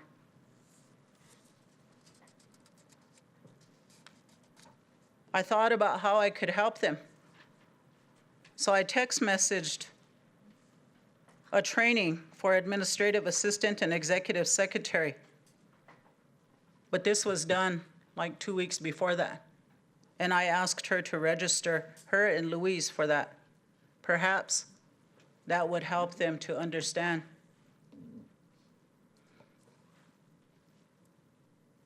And then she told me we received the Finance Committee's, they requested a report from myself and the president on donations. For us, it was simple because everything's signed for. We could tell you what went out by the sign-in sheets and who received them.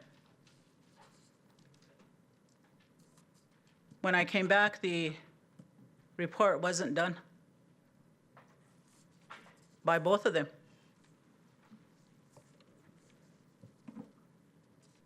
I told them, Finance Committee meeting is upcoming. We need to have this information for them. And we didn't. So I asked I asked to be taken off the agenda for Finance Committee because the report wasn't done.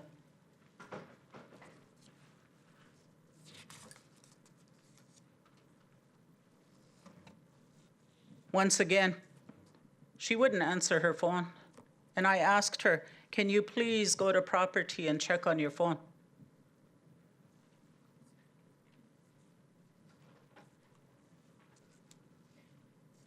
Especially when I'm away on travel and no one answers. I don't know what's going on in my office.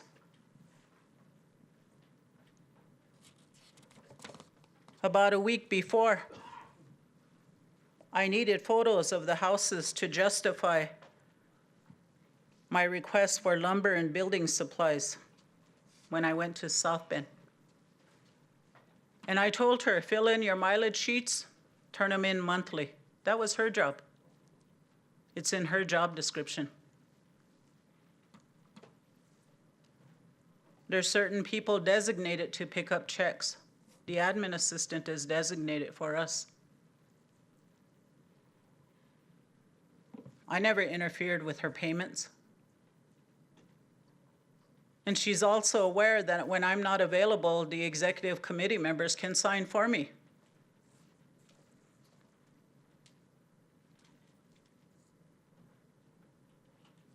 And like I said, if you look at my schedule for October 2019, a meeting was held with Ms. Youngman on October 24, 2019 at 3 p.m. I requested for the employee assistant to send a staff member to moderate the meeting so we can find a solution. I wanted her to tell me a solution. What can she do where we can address the attendance?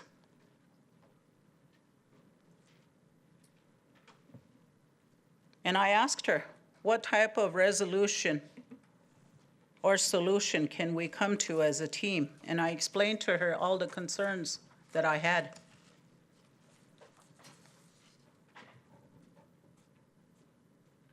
And the same thing I noticed on her telephone log, she wasn't logging in any calls or she wasn't getting any calls because it was the same sheet for about a month.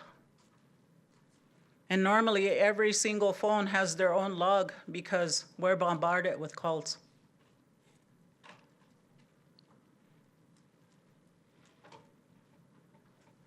Her only response was that she's offended. With everything that I brought up, she was offended.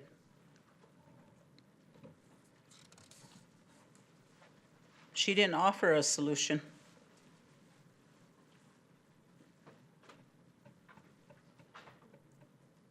I offered training. On October 28th, I arrived at the office, maybe about 8:30. She wasn't there.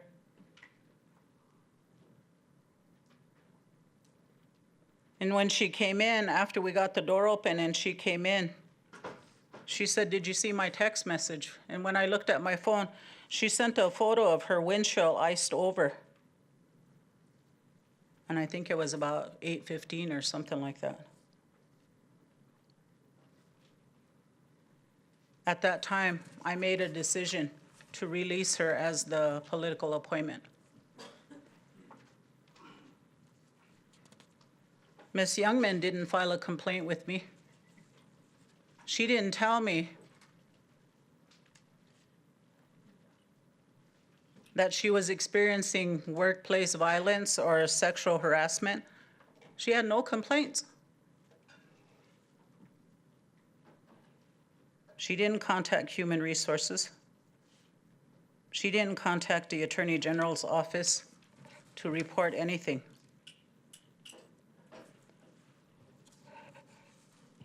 All of us were in that tribal council meeting when your decision was made to suspend me on October 29th. So they were aware the administrative process of her complaints were invoked with the hearing scheduled for today.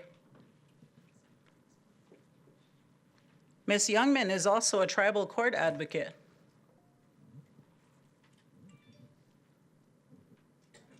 With the assistance from Fred Cedarface, tribal advocate representing Ms. Youngman, through the victim services of the Oglala Sioux tribe, they filed a temporary ex parte order of protection pursuant to OST Domestic Violence Code 305 on November 5th, 2019. The chief judge granted the order on November 8th, 2019, and it remained in effect until November 21st, 2019. At which time my attorney filed a motion to dismiss.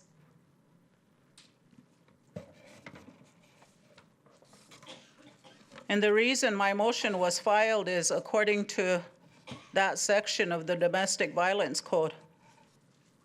I'm not a member of her household. I'm not a member of her dwelling. I'm not a We don't share a child. We're not in a relationship. We're not in a sexual relationship.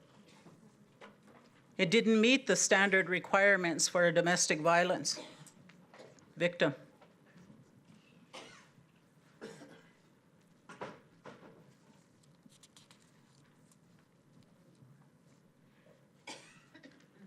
There are no charges that meet Article 8, Section 1. I'm not a felon, nor have I committed a dishonest act. These complaints were brought out in meetings administratively. And if the president and the secretary contacted me, I would have told them. They would have heard my side.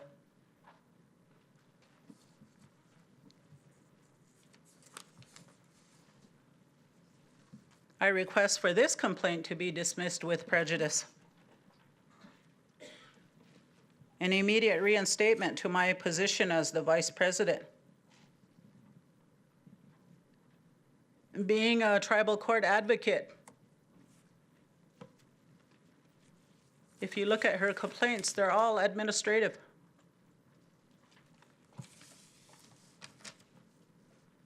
The elements lack sexual harassment, workplace violence, as reported on television in major media outlets.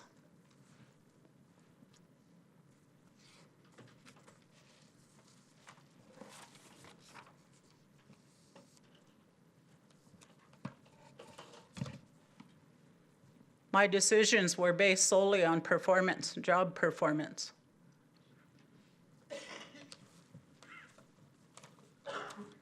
And as busy as we are, I require a lot of documentation.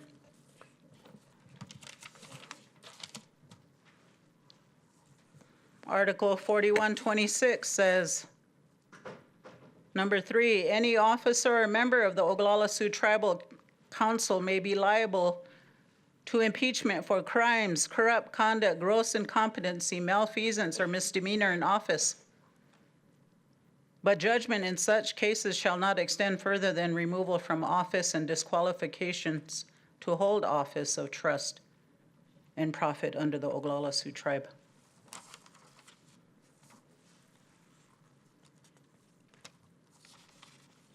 So let's go to Ms. Tubal's, her complaint.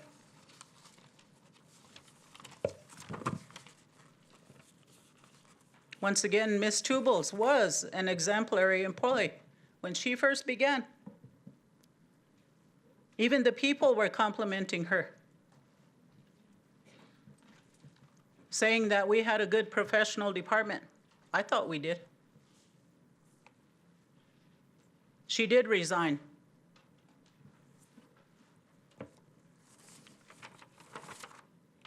May 29, 2018, Vice President Black, please note that this is my official 2-week resignation notice. My last day of work will be June 13, 2018. I will assist you in finding a replacement, should you wish, and will be available during work hours until then. Thank you for the opportunity to work in your office. It has been a learning experience, and I have picked up skills that I will use in the future. I offered Ms. Tubal's the position because she's a veteran. And with veterans, there's policies and procedures that we follow that govern our conduct and everything that we do.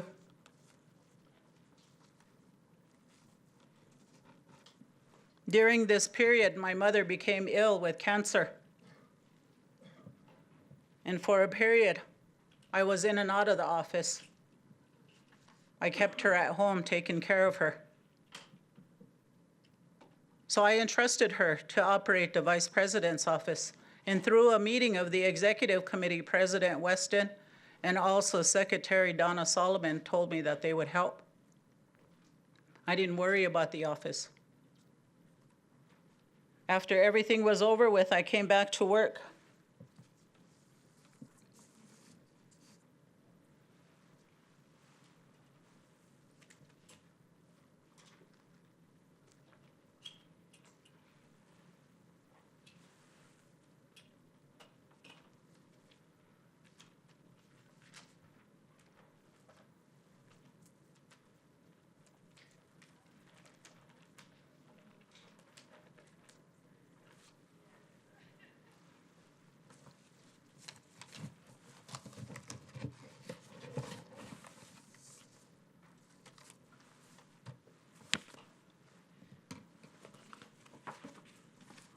The comptroller and the travel records department brought an outstanding travel list to my office.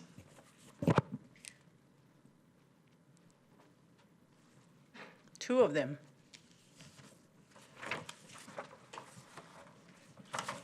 It's obvious my travel wasn't done.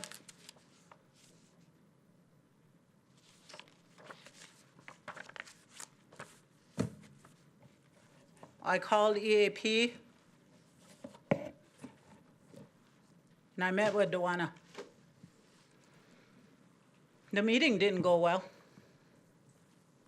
She was upset.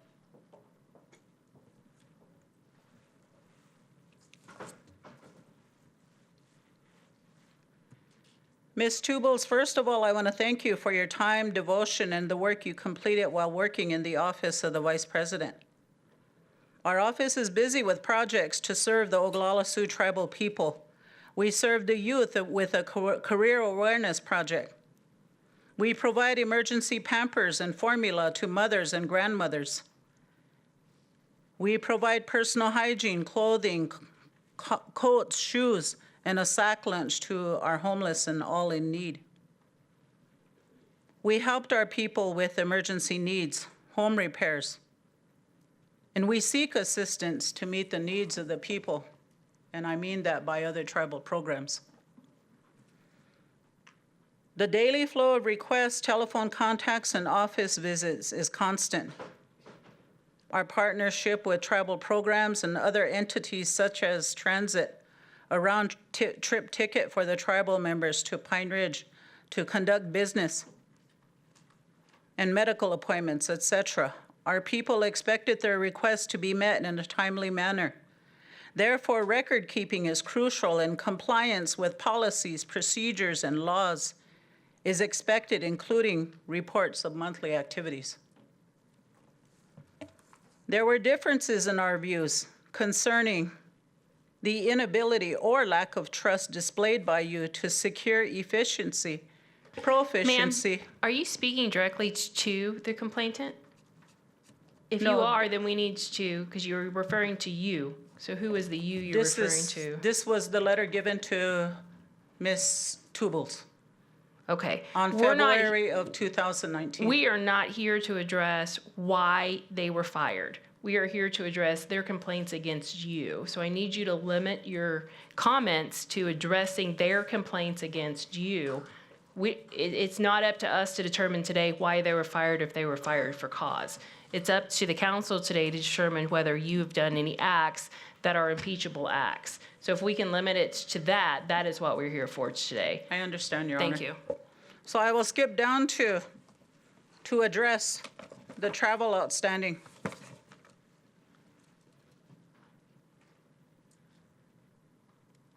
There were differences in our views concerning the inability or lack of trust displayed by you to secure efficiency, proficiency, and compliance with proper travel authorizations, travel report, financial document duplication. We found a folder full of voided checks that were never turned in. So they were never returned to my account. To interrupt, what does that have to do with her complaint against you? These are performance reasons as to why she was removed. I thought I was clear, but perhaps I was not. We're not here to determine why she was removed or whether her removal was just. We're here to determine whether her complaints against you and your actions are impeachable actions. So we need to address her complaints against you and whether those are impeachable actions, not whether she was removed for cause or not, or whether there was just removal. Your Honor, the reason why I'm bringing these up is because she was removed because of her performance, and I feel these are retaliatory. And I believe you've made your point on that, and I think everybody is clear that you believe all of the employees are bringing these as retaliatory. So I think that that is clear for everybody here.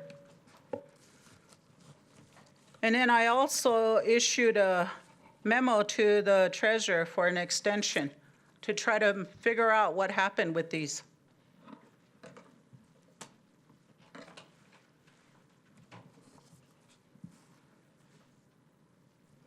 Former administrative assistant to the vice president, Ms. Tubles, was recruited based upon a veteran of the armed forces.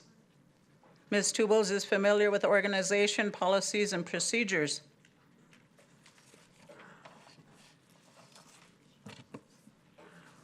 Ms. Tubles didn't report any of this to Human Resources or to the Attorney General.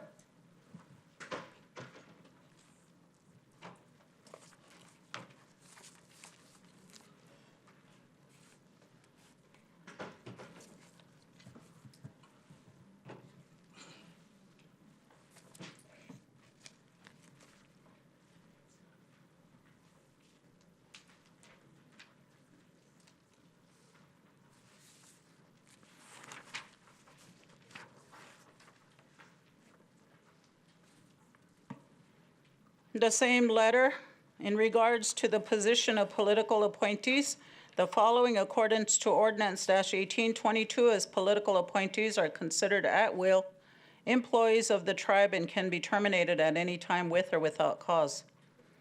There has not been any complaints submitted to Human Resources from Pt1of2 Tubles. And she comes here 243 days later to file a complaint against me, to make allegations about a $1,500 fee that I don't know nothing about, that I haven't seen. And as I have stated, these were all done based on performances in their position.